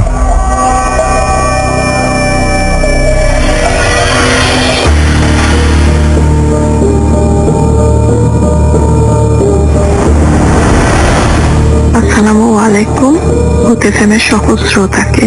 আমি কানাডা থেকে রূপতী বলছি। আজকে আমি যে কাহিনীটা শোনাবো এটি আমি একজন মহিলার কাছ থেকে শুনেছি। উনি প্রায় গত 22 বছর ধরে কানাডায় থাকেন।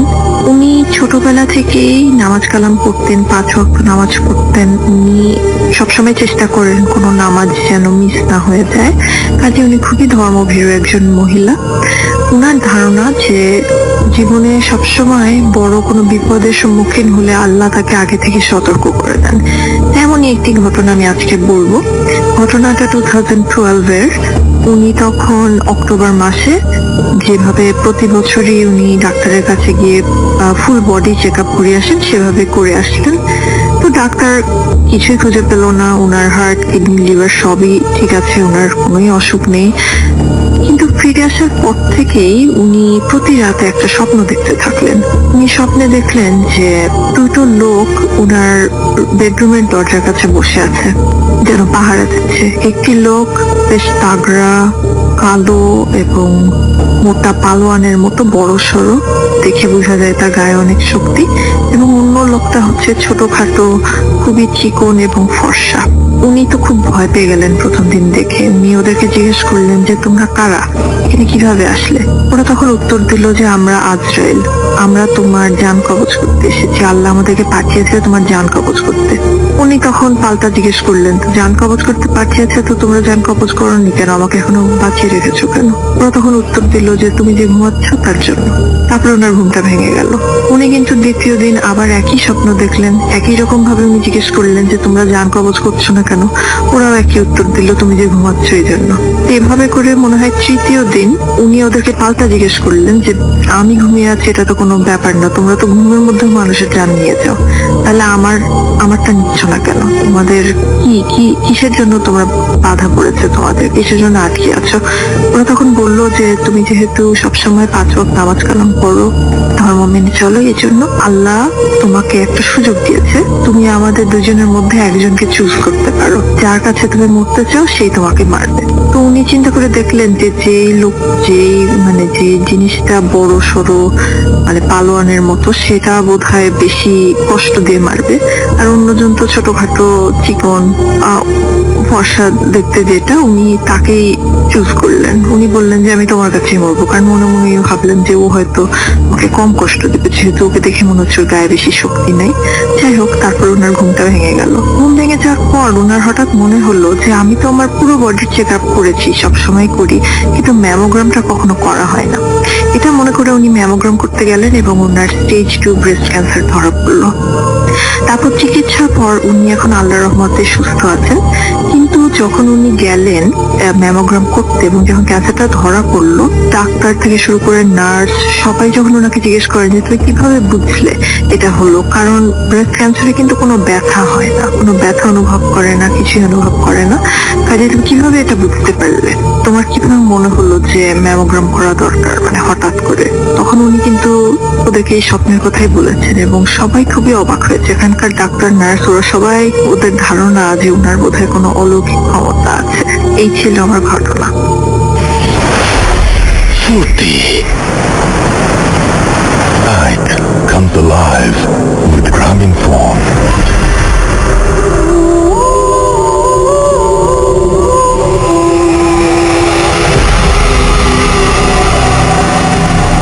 Yes, the night comes alive with Graminphone শুনছেন সব সময় রেডিও 53.2 FM। আমি রাস্তাবাসীর সাথে, আমার সাথে রয়েছে মাসুম এবং আজকের অতিথিরা, এবং কোনো কথা না বাড়িয়ে আমরা সরাসরি চলে যাই ঘটনায় আমাদের পরবর্তী অতিথির কাছে। আপনার নামটা প্লিজ একটু বলবেন এবং তারপর আপনার ঘটনায় যাব। হ্যালো লিসেনার্স, আমি মোহাম্মদ রাইসুল ইসলাম অমিত, নারায়ণগঞ্জ থেকে। আমার দ্বিতীয় ঘটনা নিয়ে। জি, এই ঘটনাটা হলো রাসেল ভাই আমার বাড়ির, আমার নিজের বাড়ির। তো এই ঘটনার কিছু অংশ আমার দাদু আর আমার আম্মু থেকে শোনা, আর কিছু আমি নিজে এক্সপিরিয়েন্স করছি। তো ঘটনাটা হলো এমন, আমরা যখন হইও নেই, তো আমার বাবার খুব শখ ছিল গাছপালা লাগানোর। কারণ হলো আমাদের বাড়িটা খুব বিশাল, প্রায় 80% জায়গার উপরে বাড়িটা। তো বাড়িটা দুই ভাগে বিভক্ত করা। একটা অংশে আমরা থাকি, যে অংশটা মেন রোডের সাথে, আর পিছনে যে অংশটা, সে অংশটা হলো অনেক বড়। একটা পুকুর আছে, একটা ক্ষেত ছিল যেটাতে আমার দাদা আর আমার বাবা প্রায়শই ওটাতে করতো, কাজ করতো। আর চারোপাশ দিয়ে গাছ ছিল, নারিকেল গাছ ছিল, ডাব গাছ ছিল, দুটার মাঝখানে দেখা গেছে আপনার সুপারি গাছ ছিল, আবার একটা গাছের পর হয়তো আম গাছ ছিল। এইভাবে ডিভাইড করে গাছগুলো লাগানো হয়েছিল। তো গাছগুলো যখন এক পর্যায়ে অনেক বড় হয়ে গেছে, গাছগুলো সুটেবল দেখা যায়, সুন্দর, কিন্তু এই গাছগুলোতে কিছু ছিল যেটা আমার দাদু বলতো, আমার মা বলতো। ওনারা সবাই দেখেছেন তার মানে? ওনারা কিছু ফিল করেছেন, এমনকি আমার মা দেখেছেন। তো যে পুকুরটা ছিল, সে পুকুরটাতে আমাদের বাড়ি মানে যখন পুরান ছিল তখন তো ভাই জানেনি সবার বাড়িতে কম বেশি চাপকল থাকে। তো আমাদের বাসায় চাপকল ছিল, তো হয়তো ওইটা থেকে পানি উঠাতে হতো, আর নয়তো পুকুনির থেকে নিতে হতো। তো খাবারের পানি চাপকল, গোসলের পানি চাপকল থেকে ম্যানেজ হতো, আর থালা বাসন ধুতে অনেক সময় দেখা গেছে পুকুরের পানি ইউজ করা হতো। তো আমার আম্মু বড় বউ ওই বাসার, তো আমার আম্মু প্রায়শই যাইতো নিচে। আর আরেকটা কথা হলো, আমার বড় চাচা আমার বাবার আগে বিয়ে করছে, তো ওই হিসাবে আমার চাচি ওইগুলো দেখছে। তারা দুজন ছিল সবার আগে। তো তারা যখন প্রায়শই ওখানে পুকুরে আপনার থালা বাসন ধুতে যেত, তো প্রায়শই কিছু ফিল করতো যে গাছের থেকে তাদের উপর নজর রাখতেছে, বা তাদের উপর বাতাস যেমন একটা আসে না, যে একবারে পুরো স্তব্ধ সবকিছু, কোনো বাতাস নেই, তারপর আসে বাতাসটা ডাইরেক্টলি আপনার শরীরে হিট করতেছে। তো এরকম কিছু ফিল করতো। তো আমার দাদু পুরান আমলের মানুষ, অনেক কিছু জানতো সে। তো সে হুজুর দিয়ে বা নিজে যেভাবে হোক ম্যানেজ করে প্রতি 2-1 বছরের অন্তরে বাড়িটা বান দিয়ে রাখতো, যাতে খারাপ কিছু ক্ষতি না করতে পারে, আমাদের না পারে। তো আমরা যখন হই, আমার বাবা তখন ছোট থাকতে আমার হওয়ার আগে বাইরে চলে যায়, বিয়ের কিছুদিন পরেই। আমার বাবা সৌদিতে থাকে, তারপর আপনার ওমানে থাকে, বিভিন্ন জায়গায় থাকে, কিন্তু সে বাসায় আসতে পারে না কাজের কারণে। আমি হওয়ার পর যখন আস্তে আস্তে বড় হই, তো আমি কিছু দেখতাম না। তো আমি যখন হোস্টেলে চলে যাই, হোস্টেল থেকে যখন রিটার্ন আসি, আসার পর যখন এখানে আস্তে আস্তে পড়ালেখা আগাই, বড় হয়ে যাই, তখন যখন আমার বয়স অ্যাটলিস্ট তখন 16 কি 17 ছিল, তখন আমি পড়ালেখার পাশাপাশি পার্ট টাইম একটা দোকানও চালাতাম। আচ্ছা। তো ওই দোকান থেকে প্রায়ই আপনার দেখা গেছে রাত্রে 12টা-1টা বেজে যেত। মাল্টিমিডিয়া সব তো জানেন রাসেল ভাই, অনেক রাত্র খোলা থাকে। তো আসার পরে দেখা গেছে আমার একটা অভ্যাস ছিল যে আমার বাড়িটা ভাড়াটিয়া বাড়ি ছিল পিছনে। তো ভাড়াটিয়া বাড়িতে একটা ছিল আপনার পানির কল ছিল, ফ্লোরটা পাকা করা ছিল, আর পানির কলটা ওয়াশার লাইন ছিল, যেটা 12টা-10টার পরে পানি আসতো সব সময়। আর আমাদের বাড়ির যে পিছনের অংশটা, ওই অংশটা সম্পূর্ণ আমার বড় চাচার। তো উনি ডিসিশন নিছে যে ওই ক্ষেত আর আপনার পুকুরটা ফালায় না রেখে একটা কাজে লাগাক। তো উনি ওটা বালুর দিয়ে ভরে ফেলছে, ড্রেজারের লাইন দিয়ে। তো ভরে ফেলার পর এই কাহিনীগুলো আমি দেখছি, যেটা হলো আপনার মানে আমার সাথেই ঘটছে। আমি রাত্রেবেলায় যখনই আসতাম, আইসা সবার আগেই একবারে ডাইরেক্ট নিচে যেতাম ওই পানির কলের ওইখানে। তো শীত হোক ঠান্ডা হোক, আমি সবসময় গিয়ে আমি মুখ হাত আর মাথাটা ওইখানে ধুইতাম সারাদিন কাজ করার পর যখন আসতাম তখন। তো একদিন হঠাৎ করে যে আপনার ওদিকে আবার একটা জিনিস কি, যে ডাব গাছগুলো ছিল ওখান থেকে প্রায় ডাবের ছোট ছোট অংশগুলো পড়তো। ওগুলো আমি মাথায় নিতাম না, যে এগুলো স্বাভাবিক, বাতাস আসলে পড়তেই পারে, শুকনাগুলো বা কাঁচাগুলো পড়তেও পারে। তো একদিন রাত্রেবেলা আমি যখন মুখ হাত ধুচ্ছি, তো আমি শুনতেছি যে মাঠে ছোট ছোট বাচ্চারা খেলতেছে। ছোট ছোট বাচ্চারা খেলে যেমন খিটমিট আওয়াজ হয় না ভাইয়া, এরকম ঠিক। তো বাসার তখন আমাদের বাউন্ডারি ছিল না ওই সাইডের, পিছনের দিক দিয়ে, তো হয়তো বাসতেও পারে। তো আমি কি করলাম, আপনার একটুখানি টিনের উপরে উঠে তাকাইলাম যে দেখা যায় নাকি। আমি অন্ধকারে কিছু দেখলাম না। তারপর আমি একটা ধমক দিলাম, এত রাত্রে এখানে কি করো, সবাই বাসায় যায়। তো ওরা চুপ হয়ে গেল। চুপ হওয়ার 3 থেকে 4 সেকেন্ড পর ভাইয়া, মানে এক মোট বালু নিয়ে যদি কেউ টিনের উপর ঢিল্লা মারে, যে আওয়াজটা হয় পড়ার সময়, ঠিক ওরকম একটা আওয়াজ হলো, যে টিনের উপরে ঢিল্লা মারছে বালু দিয়ে। তো আমার মেজাজ খারাপ হয়ে গেল, যে পোলাপান আমি এত রাত্রে বললাম বাসায় যেতে, আবার আমাকে ঢিল্লা মারলো। আমি চলে গেলাম ব্যাক করে ঘরে গিয়ে আমার মোবাইল রাখলাম, সবকিছু রাখার পর টর্চ লাইট নিলাম। আর আমি একটা কুকুর পালতাম, তো কুকুরটাকে ডাক দিলাম। তো কুকুরটা আসলো, কুকুরটাকে নিয়ে আমি নিচে গেলাম পিছন দিয়ে ঘুরে বালুর মাঠে, যে দেখতে কে আছে। মানে মেন ইন্টারেস্টিং কথা হলো ভাই, ওরা যেখানে আওয়াজ করতেছিল, আমি এতক্ষণে ঘুরে আসতে আসতে, পোলাপান যদি হয় দৌড়ায় পুরো মাঠটা পার হওয়ার কথা না, কারণ মাঠটা বিশাল বড়, তা মানুষেরও পার হইতে অনেক সময় লাগবে। আচ্ছা, তো পোলাপান যেতে পারবে না, একজনকে হলেও আমি দেখতে পারতাম। আমি মাঠে কেউকে দেখি নাই, ও ফুল এমটি। আমার কুকুরটা একটা দিকে মানে টার্গেট করে সে বার্ক করতেছিল নন স্টপ, কোনো থামাথামি না, একদিকে তাকায় চেঁচামেচি করতেছিল। আমি তো কিছু দেখতেছি না, আমি লাইট ওই দিকে মারতেছি, বিভিন্ন জায়গায় মারতেছি, তো আমি কিছু দেখতেছি না। আমাদের পাশের বাড়ির যে কুকুরটা ছিল, ও আবার আপনার দেওয়ালটা টপকে আসা পড়ছে, বাউন্ডারি ছোট কারণে দেওয়ালটা টপকে আসছে, চিল্লাচিল্লি ছিল। ও আইসা ঠিক আমার সাথে দাঁড়ায় ওই সেম জায়গায় তাকায়া চিল্লাচিল্লি করতেছে, যে জায়গায় আমার কুকুরটা চিল্লাচিল্লি করতেছে।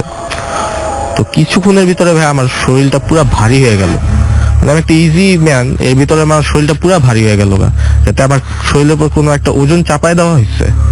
আমার শরীরের পশম গুলো সব দাঁড়ায় গেছে। আর আমার অত্যন্ত মানে আর কি আপনি কি বলবো, ঠান্ডা লাগতেছে। এমন না যে আমি মাত্র মুখ হাত টুক হাত ধুইছি দেখে আমার ঠান্ডা লাগতেছে, কিন্তু অত্যন্ত ঠান্ডা লাগতেছে। তখন কি ঠান্ডার সময় ছিল? তখন আচ্ছা, গরমের সিজন, ফুল গরমের সিজন। আমি মাত্র এসব মাথা ধুইছি, আমার মানে গরম মাথা দিয়ে ধোয়া বেড়াইতেছে গরমে। আমি এসব মাথা ধুইছি ঠান্ডা হওয়ার জন্য, কিন্তু এত ঠান্ডা লাগার কথাই না ভাইয়া, কারণ ওয়াশার পানি তো আপনার এত ঠান্ডা থাকে না গরমের সিজনে। পরে আমি কুকুরগুলোকে ডাকতেছি নিয়ে আসার জন্য, কিন্তু আমি পারতাছি না। আমার অস্বস্তি ফিল হইতাছে এখানে, মানে মনে হইতাছে যে কেউ আমাকে যাইতে ধরতেছে, এরকম লাগতেছে, দম আটকে যেতেছে। তো পরে আমি না পাইরা আমার কুকুরটাকে গলায় উপরে ধরলাম, আপনার ঘাড়ের যে চামড়াটা ওটা ধরছি। ওই কুকুরটাও আমার পিছে পিছে আইসা পড়ছে, যখন আমারটাকে নিয়ে আসছে, আমারটাকে আমি নিয়ে হাইটা আইসা পড়ছি। তো এর ভিতরে ধরেন ভাইয়া, মানে শরীর তো পুরা ঘাইমা শেষ, ঠান্ডার ভিতরে শরীরটা পুরা ঘাইমা গেছে আমার, মাথার থেকে ঘাম পড়তেছে, আর ভিতর থেকে গেঞ্জি পুরা ভিজে গেছে। আমি ঘরে আইসা আমি আম্মুকে এই ব্যাপারটা বললাম, আম্মু আমি তো এগুলো শুনলাম, ওইটা কি? তো আম্মু বললো যে দেখ, তুই তো অনেক কিছু শুনছস তোর দাদির থেকে, আর আমাদের থেকেও শুনছস, আমরা কথা বলি প্রায় এগুলো নিয়ে, বাড়িতে আছে কিছু, হয়তো বা ওটাই অনুভূতি করছস, হয়তো দেখছস। আমি তো দেখতে পারি না কিছু, কিন্তু আমি আওয়াজ শুনছি, বালু দিয়ে ঢিল্লা দিল, আমার শরীর ভার হয়ে গেল। এগুলো দেখা না দেখার ভান করে, এগুলো ক্ষতি করে না কখনো, তো এগুলোকে তুই বেশি মাথায় নিস না। তো যাক ভাই, আমি আর কিছু মনে করলাম না। তো সেম দ্যাট ওই দিনই আমি রাত্রে ঘুমাইতে গেছি ঘরে। আমি একটা সিঙ্গেল রুমে ঘুমাই আলাদা, আর ওই রুমটার একটা জিনিস হলো কি ভাই, আমার বাবা ওই রুমটাতে মারা গেছে আমার সামনে। আপনার সামনেই মারা আমার গেছেন? সামনে মারা গেছে। তখন আমার বয়স প্রায় 6। তো 6 বছরের বয়সের বাচ্চারা তো ভাইয়া কিছু বুঝে না তখন। ওই টাইমটাতে, এই টাইমে অনেক কিছু বুঝে বাচ্চারা। তো আমার বাবা ইস্তারি করতেছিল আয়রনটার একটু তার ছিঁড়া ছিল, তো ওটাতে শর্ট সার্কিট হয়ে সে পাকায় পড়ে গেছে। আর ওই আয়রনটা আপনার আগের জামানার আয়রন তো জানেন ভাই কত শক্ত, মানে অনেক গরম হতে সময় নেয়, ঠান্ডা হতে সময় নেয় অনেক, লোহার আয়রন। তো ওই আয়রনটা ডাইরেক্ট তার হাতের উপর গিয়ে পড়ছে। ডান হাতে ছিল, ডান হাতটা বাম হাতের দিকে গিয়ে পড়ছে, একবারে বুকের উপরে। তো আমার তখন এতটুকু বুঝ নাই যে আমি এটা মানে সুইচ অফ করলে বন্ধ হয়ে যাবে। তো যাক ভাইয়া, ওটা আব্বুর পুরো বুকে সিনাটাকে পুরা ফেলছে, তার হাতটাও পুরো জ্বলে গেছে, হসপিটালে নিতে সে মারা গেছে। তো আমার ওই রুমটাতে মানে কেমন একটা যেন মায়া রয়ে গেছে যে আমার বাবাটা এই রুমে থাকতো, আমরা সবাই এই রুমে থাকতাম। কিন্তু তখন 2টা রুম, একটা টিন সেটের আর একটা পাকার রুম। আমি ওই রুমটাতে ঘুমাইতাম, কখনো আমার কোনো প্রবলেম হতো না ওই রুমে, যে আনইজি ফিল হতো বা কিছু, এমন কিছু না। আমি সারাদিন রুমের বাইরে থাকতাম, রাত্র হলে আইসা খালি ঘরে থাকতাম, এই ছাড়া আর কিছু না। তো ওই দিনকার ঘুমাইছি ভাইয়া, মানে আমি খারাপ বলবো নাকি ভালো বলবো বলতে পারি না। আমার কাছে একটু ভালোও লাগছে, একটু খারাপও লাগছে। আমি রাত্রে স্বপ্নে দেখছি যে আমার বাবা আমার সাথে কথা বলতেছে। আচ্ছা, আমাকে জিজ্ঞেস করতেছে কেমন আছোস, কেমনে দিনকাল যাচ্ছে। মানে এটা it's like a movie, real life movie, যে আমি একটা মুভি দেখতেছি, আমি আমার বাবার সাথে কথা বলতেছি, আর আমাকে জিজ্ঞেস করতেছি সে মানে আমি কেমন আছি। আর আমি এটা দেখা খুব আনন্দ, তো মানে আমার বাবাকে এত বছর পর দেখতেছি, এটা মানে একটা আমার কাছে গুড ফিলিং। বাবাকে তো আমি বেশি পাই নেবে।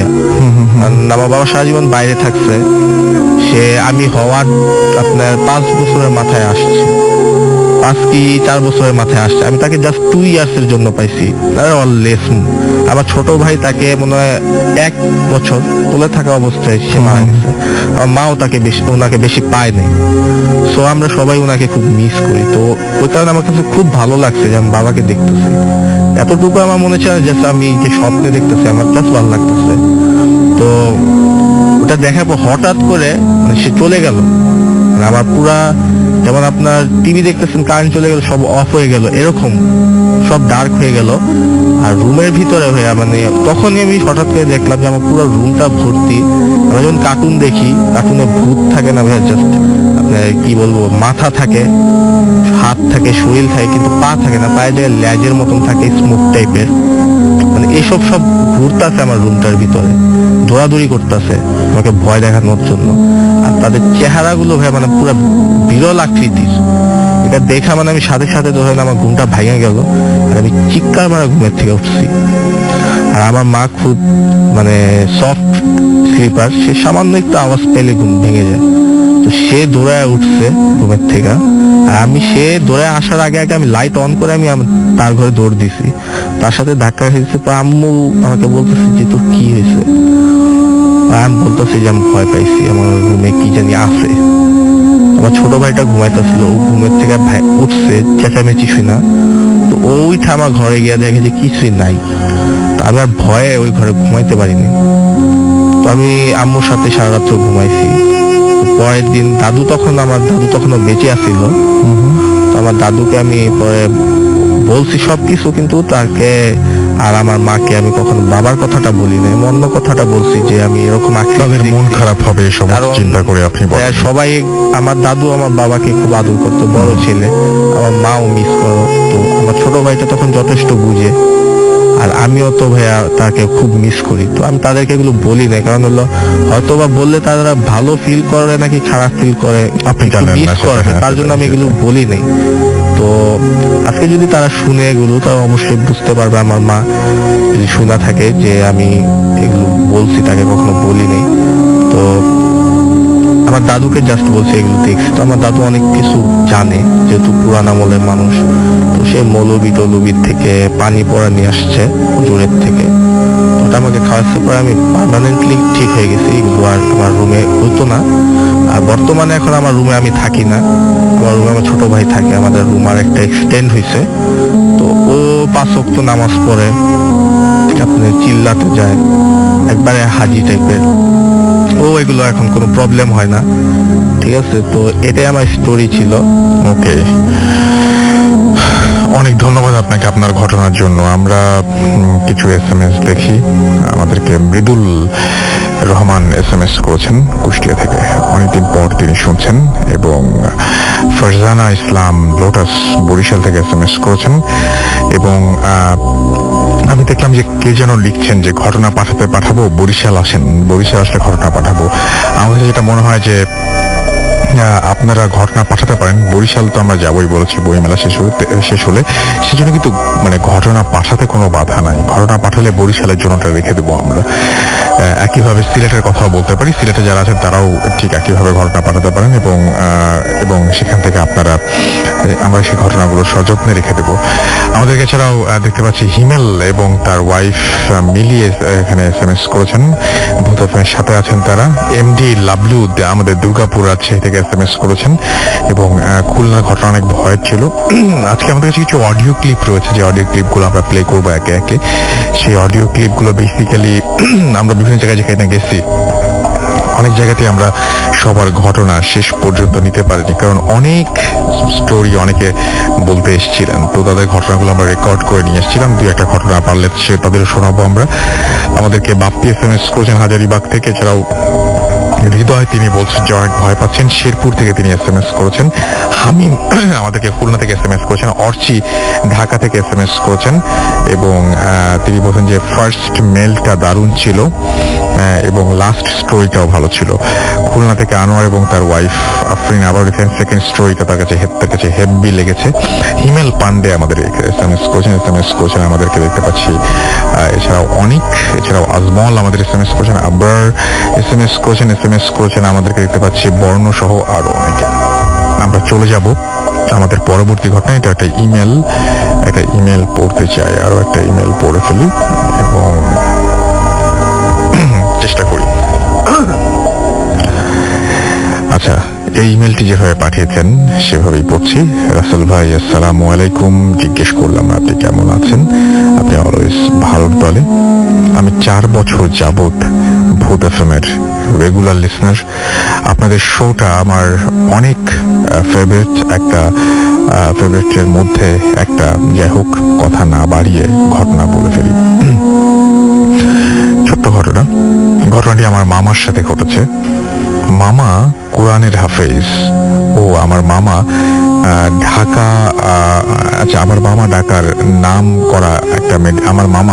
ঢাকার নাম করা মেডিসিন ডক্টরদের মধ্যে একজন। নাম বললে অনেকে চিনতে পারবেন, তাই নামটা গোপন রাখছি। আমার মামা রাজশাহী মেডিকেল কলেজে সেখান থেকে পাশ করেন। এবং আপনি হয়তো জানেন, আপনারা সবাই জানেন যে ডক্টরদের কোনো দিন রাত নেই। 24 আওয়ার্স 7 ডেজ তাদের কল করলেই তাদেরকে ডিউটিতে যে জয়েন করতে হয়। মামা পাশ করার পর মামার নাইট ডিউটি পড়ে এবং সেটা হসপিটালের সেন্ট্রাল হসপিটালের ওয়ার্ডে। এবং সে রাতে মামা একটা ডিউটি ছিল রাতের বেলা, এবং সিনিয়র যে ডক্টর ছিল তিনি কোনো একটা কাজে আসতে পারেননি। মামা রাতে রোগী না আসাতে ঘুমিয়ে পড়েন এবং মামা সেই ডিউটিটি করেন এবং ঘুমিয়ে পড়েন। এক সময় রাত 2টার দিকে মামার ঘুম ভাঙে নার্সের ডাকে।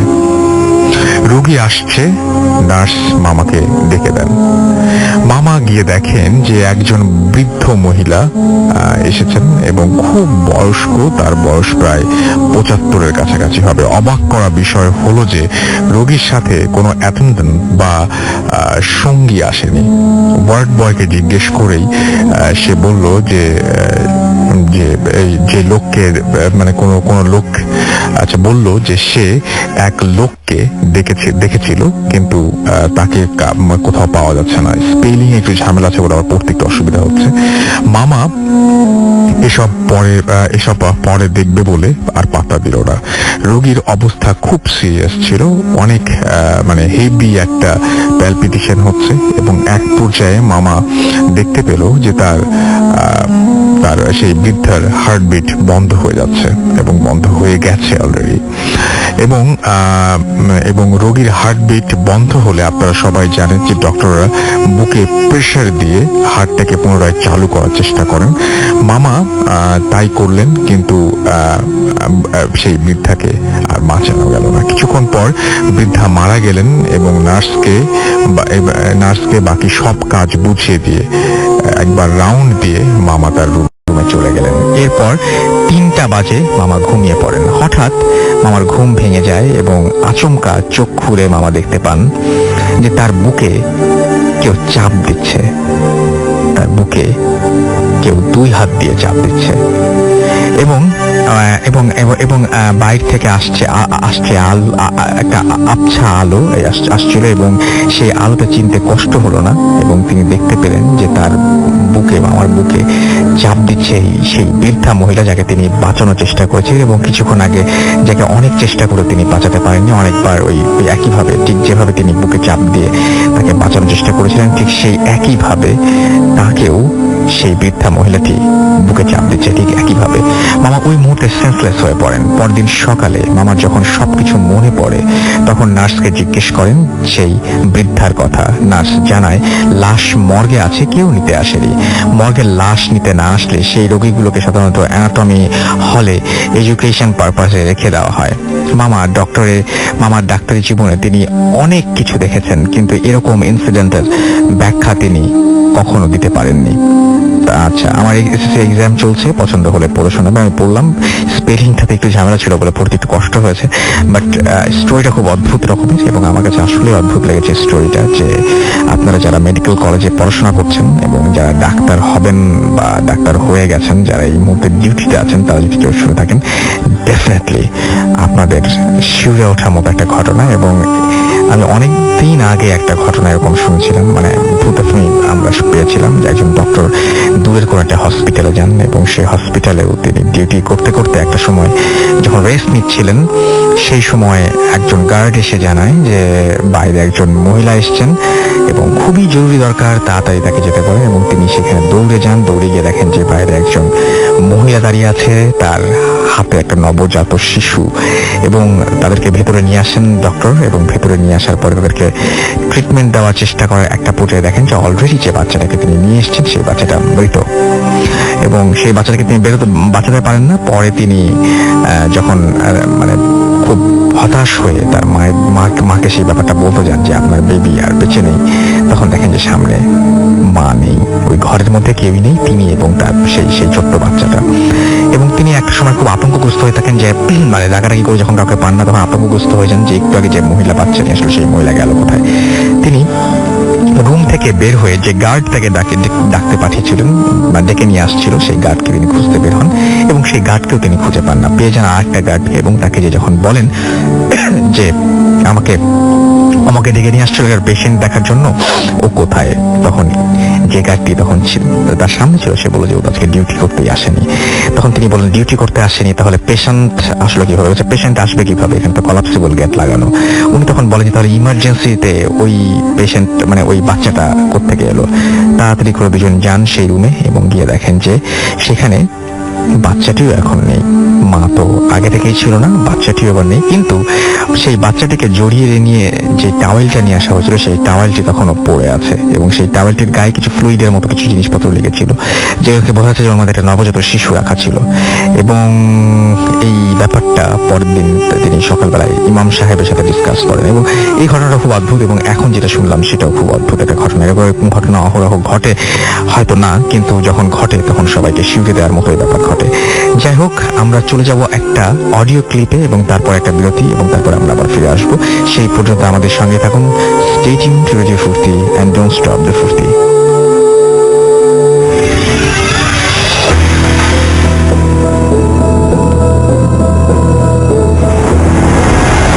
হ্যালো লিসেনার্স, আমার নাম দিনান আহমেদ ফ্রম যশোর। প্রথমে আমি যশোরে মানে অনেক ঘটনা আছে, তার ভিতর উল্লেখযোগ্য যে ঘটনাগুলো সেগুলো আর কি শেয়ার করতে চাই। তা আমাদের এখানে একটা পুরাতন ছাত্রাবাস আছে, একটা কলেজ, খুব ফেমাস কলেজটা আর কি, কারণ নামটা আমি উল্লেখ করলাম না। ছাত্রাবাসে যারা পড়তে আসে তাদের মুখ থেকে শোনা কিছু ঘটনা আর কি। তা যারাই ছাত্রাবাসে উঠে তারাই অধিকাংশই টাউনের বাইরের, সেই কারণে তারা টাউন এবং সেখানকার জায়গা সম্পর্কে ততটা নলেজ রাখে না যতটা টাউন মেম্বাররা রাখে। সেই কারণে আমার ঘনিষ্ঠ 5টা বন্ধু ওই সেই ছাত্রাবাসে উঠে, যেই ছাত্রাবাসকে ঘিরে বিভিন্ন ধরনের ঘটনা হচ্ছিল। প্রথমে এক বন্ধু একটা রুমে, ছাত্রাবাসের রুম ছিল 3টা, যেই রুমটায় বেশি সমস্যা হতো সেই রুমটায় একদিন সে রাতের বেলায় ঘুমায় থাকে। সে হঠাৎ করে তার ঘুম ভেঙে যায়। ভাঙার পর সে দেখতে পারে যে তার যেই ফ্যানটা ছিল ঘরের, সেই ফ্যানের সাথে একটি লাশ ঝুলছে, একটা মহিলার লাশ। মহিলার মাথায় সিঁদুর, আর মহিলার শাড়িটা যেটা ঝুলছে সেই শাড়ি ঝোলা থেকে আর কি তার শাড়িটা তার নাকে এসে স্পর্শ করছে। সেটা দেখার পর সে অনেক ভয় পেয়ে যায়।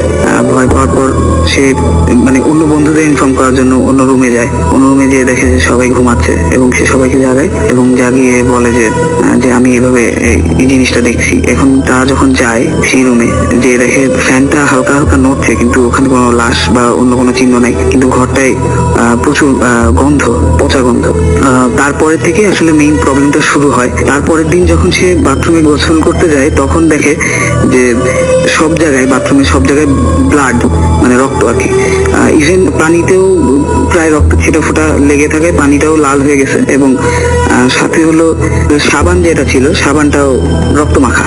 সেটা দেখে সে অনেক ভয় পায় এবং ভয় পাওয়ার পর সে আসলে যেটা করে সেটা হলো তার ফ্রেন্ডে ইনফর্ম করার পর সবকিছু ক্লিন করে। বিকালে যখন সে আবার ওয়াশ করার জন্য সবকিছু যায় বাথরুমে, তখন যে দেখে যে আবার সে একই পরিস্থিতি, সব জায়গায় রক্ত লেগে আছে এবং সোপটাও রক্তে ভরা আর কি, যে বাথরুমে যে সাবানটা ছিল। তারা সে জিনিসটাকে এতটা সিরিয়াসলিও নেয় না, কেননা তাদের ওই ছাত্রাবাসেই থাকতে হবে, নাহলে তারা অন্য কোনো রিলেটিভেও বাসা নাই শহরে যে তারা ওখানে থাকবে। তারপরে দিন যত যায় ওই স্পেসিফিকলি ওই রুমটা থেকে আর কি গন্ধটা বেশি আসে, যে রুমটা থেকে ওরা আসলে ওই লাশটা দেখছিল আর কি। তারপরে ওরা ওই রুমের লাইট কখনোই নিভায় না, কিন্তু ওই লাইটটা না নিভানোর কারণে আরো বেশি সমস্যা অন্য রুমগুলো দেখা যায়। যেরকম ওরা যখন ছাত্রাবাসের ডাইনিং রুমে যায় তখন ওই রুমটা ক্রস করতে হয় এবং সবসময় যেই ওই রুমটা যখন ক্রস করতে যায় ওরা, তখনই ওদের গাটা ঝিমঝিম হয়ে যায় এবং তাদের মনে হয় যে মানে তাদের সাথে কোনো একটা প্রেজেন্স আছে সেখানে।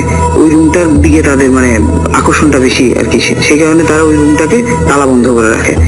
একদিন মানে তারা এমন ভাবে মানে ভয় পায় যে তারা হয় একসাথে বাসার বাইরে যায়, সবাই গেলে একসাথেই যায়, আর না হলে মানে সবাই বাসার ভিতরে থাকে এবং সব রুমেই লাইট জ্বালানো থাকে। একদিন একটা মানে তাদের ভিতরে একটা যে ফ্রেন্ড, তার হলো কোচিং ছিল, ভার্সিটি কোচিং এ যাওয়ার জন্য সে রেডি হচ্ছে। এমন সময় আরো 2টা বন্ধু যারা ছিল তারা হলো জাস্ট মুভি দেখতেছিল ল্যাপটপে, মানে তাদেরকে গুড বাই বলে সে মানে বন্ধুটা চলে গেছে আর কি, অনেক আগে তারা দেখছে।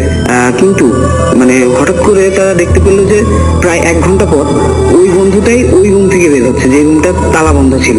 কিন্তু ওরা তো মানে পুরা হলো আর কি, এবং ওই বন্ধুটা ওদের দিকে তাকালো না এবং ও ওই তালাটা খুলে মানে আবার বন্ধ করে দিয়ে আবার ব্যাগ ঘাড়ে নিয়ে চলে গেল। এখন ওরা ওইটা দেখার পর মানে ও ফোন দিল ওই বন্ধুটাকে ফোন দেওয়ার পর বললো যে তুই বাসা থেকে কখন বেরোইছিস? তা ওই বন্ধুরা বলতেছে যে আমি তো অনেক আগে থেকে বেরিয়েছি, কেন তোদের সাথে দেখা করে গেলাম। তাহলে ওরা এখন চিন্তা করতেছে যে এই আগে মানে একটু আগে যেই যাকে দেখলো সেটা আসলে কে, সেটা তো মানে কোনোভাবেই সম্ভব না যে একই পার্সন তো 2বার বেরোতে পারে না। আর ওরা এমনি অনেক ভয় পায় জায়গাটা, সেটা নিয়ে তো আসলে ওরা মানে ফানও করতে পারে না। তারপরে একটা মানে প্রিস্ট যাকে বলে আর কি ইংলিশে, তাকে ডাকা হলো। ডাকা হয়ে তারপরে ওদের বললো যে এখানে আসলে একটা ফ্যামিলি থাকতো এই ছাত্রাবাসটায়, মানে তাদেরকে জোর করে উচ্ছেদ করে আর কি এখানে ছাত্রাবাসটা করা হয়েছে। এই কারণে তারা আসলে নাকি পিশাচ সাধক ছিল আর কি যাকে বলে। এখন সেই কারণে হলো মানে তাদের যেই পিশাচ গুলা সেগুলো এখানে এখনো থেকে গেছে, এখানে মানে এক্সিস্ট করে এখানে। সেই কারণে মানে এই ছাত্রাবাসটা আনহলি, এই কারণে হলো মানে তাদের জলদি ছাত্রাবাসটা ছেড়ে দেওয়ার আর কি করলো। তারপর থেকে আসলে ওই ছাত্রাবাসটা মানে কলেজের সংলগ্ন যে ছাত্রাবাস ওটা এখন আর মানে ইউজ করা হয় না আর কি, এখনো ওটা আছে। এখানে আমার এই ঘটনাটা শেষ হলো।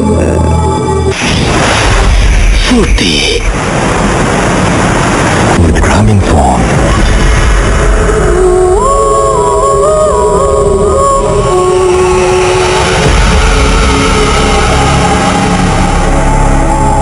Welcome back.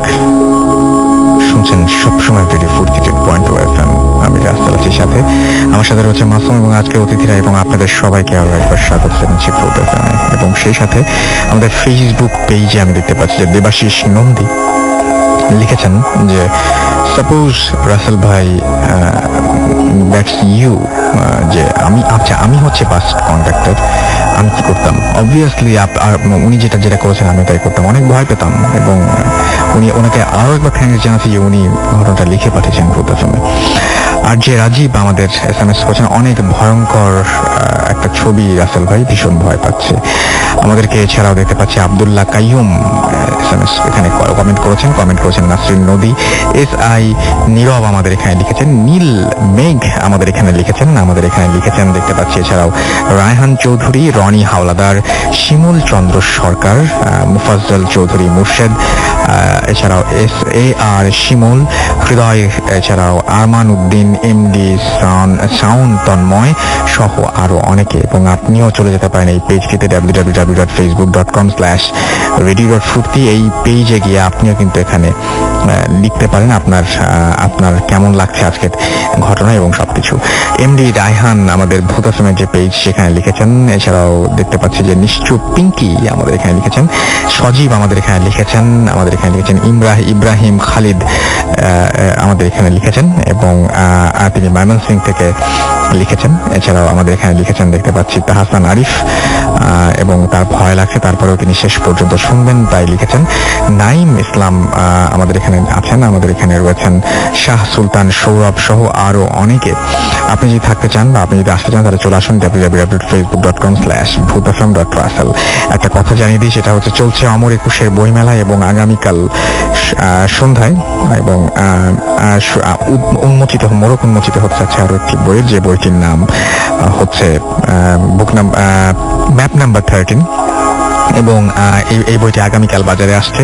আপনারা অবশ্যই চলে আসবেন 381 এবং 382 নম্বর স্টল, যেটা জ্ঞান বিতরণ স্টল, সেখানে এবং এখানে সেই বইটি সংগ্রহ করবেন। ইনশাল্লাহ আপনার সাথে কথা হবে এবং পুরো সময়টা ইনশাল্লাহ আপনার সাথে দেখা হবে এবং অনেক কথা হবে। আমি থাকবো, মাসুম থাকবে এবং ভূত এফএম টিম থাকবে সেখানে। আমরা চলে যাব পরবর্তী ঘটনায়। আমাদের সঙ্গে আরো একজন এসছেন। আপনার নামটা প্লিজ একটু বলবেন। আমার নাম মোহাম্মদ শাহিন। আমি বাড়িদারা বসুন্ধরা গেটের থেকে এসেছি বাসা। আপনার বাসা কোথায়? আমার বাসা হলো বসুন্ধরা। আপনি থাকেন এখানে? এখানে থাকি। আচ্ছা, কোথাকার ঘটনা বলবেন আপনি? আমি করবো আমার গ্রামে, একটা হলো আমার ক্লাসমেট, একটা হলো আমার সাথে নিজের ঘটনা। প্রথমটা বলি আমার ক্লাসমেটেরটা, কারণ এটার সাথে রাসেল ভাই একটা সম্পর্ক পরেরটা আছে। যে বেসিক্যালি আমি মাদ্রাসায় পড়তাম, প্রথম বছর লেখাপড়া আমার মাদ্রাসাতেই। আর গ্রাম অঞ্চলে বেশিরভাগই কর্মী মাদ্রাসার গুলোর মধ্যে দিনের আসরটা একটু বেশি হয়, মাদ্রাসার স্টুডেন্টের ক্ষেত্রে বেশি হয়। আপনি একটু ইয়ে করলে বুঝতে পারবেন যে তাহাজ্জুদের সময় আমার ফ্রেন্ডটা ও আমাদের ঘরে আবার থাকতো, ক্লাসমেট, হ্যাঁ, আমাদের বাসায় থাকতো, খাওয়া দাওয়া করতো, তার মাদ্রাসায় ঘুমাইতাম। ও আবার একটু আল্লাহ পড়ে দিয়েছিল, মানে বেশিরভাগ তাহাজ্জুদ নামাজ বেশি পড়তো। আচ্ছা, হ্যাঁ, তো একদিন হঠাৎ তাহাজ্জুদ নামাজে উঠতে আমাদের মাদ্রাসা ছিল দুইটা, একটা হলো হেফজ বিভাগ, একটা হলো কিতাব বিভাগ, মাঝখানে একটা গ্যাপ ছিল। জি, একটা বাড়ি ছিল। আমরা ওই মাদ্রাসার কমিটি বা অনেক গ্রামের মুরব্বীরা বলছে বাড়িগুলোর অনেক চেষ্টা করছে ওঠানোর জন্য, কারণ যদি ওটা দিতে পারতাম তাহলে দুটো মাদ্রাসা অনেক সুন্দর একটা পরিবেশ হতো। কিন্তু গ্রামের মধ্যে একটু থাকে না, বড় গোষ্ঠীর একটা মানুষ, যার কারণে মাদ্রাসার থেকে বাড়িটা, নিজের বাড়িটা কোথাও ছাড়তে পারতেছে না। এই জন্য একটা মাদ্রাসার থেকে একটা মাদ্রাসা যেতে কয়েক মিনিট দূরত্ব। আর ওইখানে একটা চক বাজার ছিল, বিশাল বড় একটা বট গাছ। এই বট গাছ নিয়ে অনেক ধরনের কাহিনী ছোটবেলা থেকে শুনে আসছি। হ্যাঁ, চাচার কাছ থেকে, চাচির কাছে, দাদা দাদি সব অনেকের কাছ থেকে গ্রামের শুনছি। তো ওইটা তৈরি মাদ্রাসাটা। তো ফজরের আগে তাহাজ্জুদের নামাজের সময়, যে সময় আমার ফ্রেন্ডটা উঠছে এই মাদ্রাসা থেকে ওই মাদ্রাসা যাবো, কারণ ওইখানে সবকিছু ছিল আমাদের হাউস টাউস। তো যাওয়ার মধ্যে ওরে নিয়ে গেছে, নামাজ পড়লাম, ফজর নামাজ পড়লাম, ওরে পাইতেছি না, কই গেল কোথায় পাইতেছি না। হঠাৎ করে এক মুরব্বী আসছে, দুইটা পাশের গ্রাম থেকে, যে আপনাদের মাদ্রাসা কি স্টুডেন্ট এমন জায়গার মধ্যে পড়ে আছে, এটা কি আপনার মাদ্রাসার স্টুডেন্ট নাকি? পরে গেল, আমরা সবাই গেলাম, গিয়ে নিয়ে আসলাম। পরে হুজুরে বুঝতে পারছে যে না, এটা কিছু একটা হচ্ছে। তো বড় হুজুর কি করলো, ওনারে সর্বপ্রথম হাতে যে বাম হাতে যে কান আঙুলটা চাপটা ধরলো, ধরার পরে বললো কেন, কি আশেপাশে কেমনে ধরছো? তো দিনে যেটা বললো যে ও আমার ছায়ার মধ্যে পাড়া দিছে, হ্যাঁ এই জন্য আমি ধরছি। কই তুই তাকাস কোথায়? কয় আমরা যে পাশে যে বট গাছটা আছে না, এই বট গাছটার মধ্যে আমরা থাকি। কই তোরা আর কয়জন থাকস? কই আমরা 7 ভাই 1 বোন। কই তোরা যাস না কেন? কারণ আমরা এনে বসত বাড়ি, আমরা কারোর ক্ষতি করি না, কিন্তু কেউ যদি আমাদেরকে ছায়ার মধ্যে পাড়া দেয় বা এটা করে আমরা ধরবো, তাকে ধরি। আমি তো কাউকে ধরি না, আপনি ইতিহাস খাতে দেখেন। তো বড় যে বলছে তুই যদি না যাস তাহলে আমি বোতলের ভিতরে ভরে রাখবো। তো যার কারণে এরকম ভাবে করার পরে ঠিক আছে আমি আর ধরবো না, ছেড়ে দিছি। ছেড়ে দেওয়ার পরে উনি চলে গেছে। পরে আমার ফ্রেন্ডের অনেক তাবিজ দিয়ে রাখছে, যেমন আসর টাসর না করে, ঠিক আছে।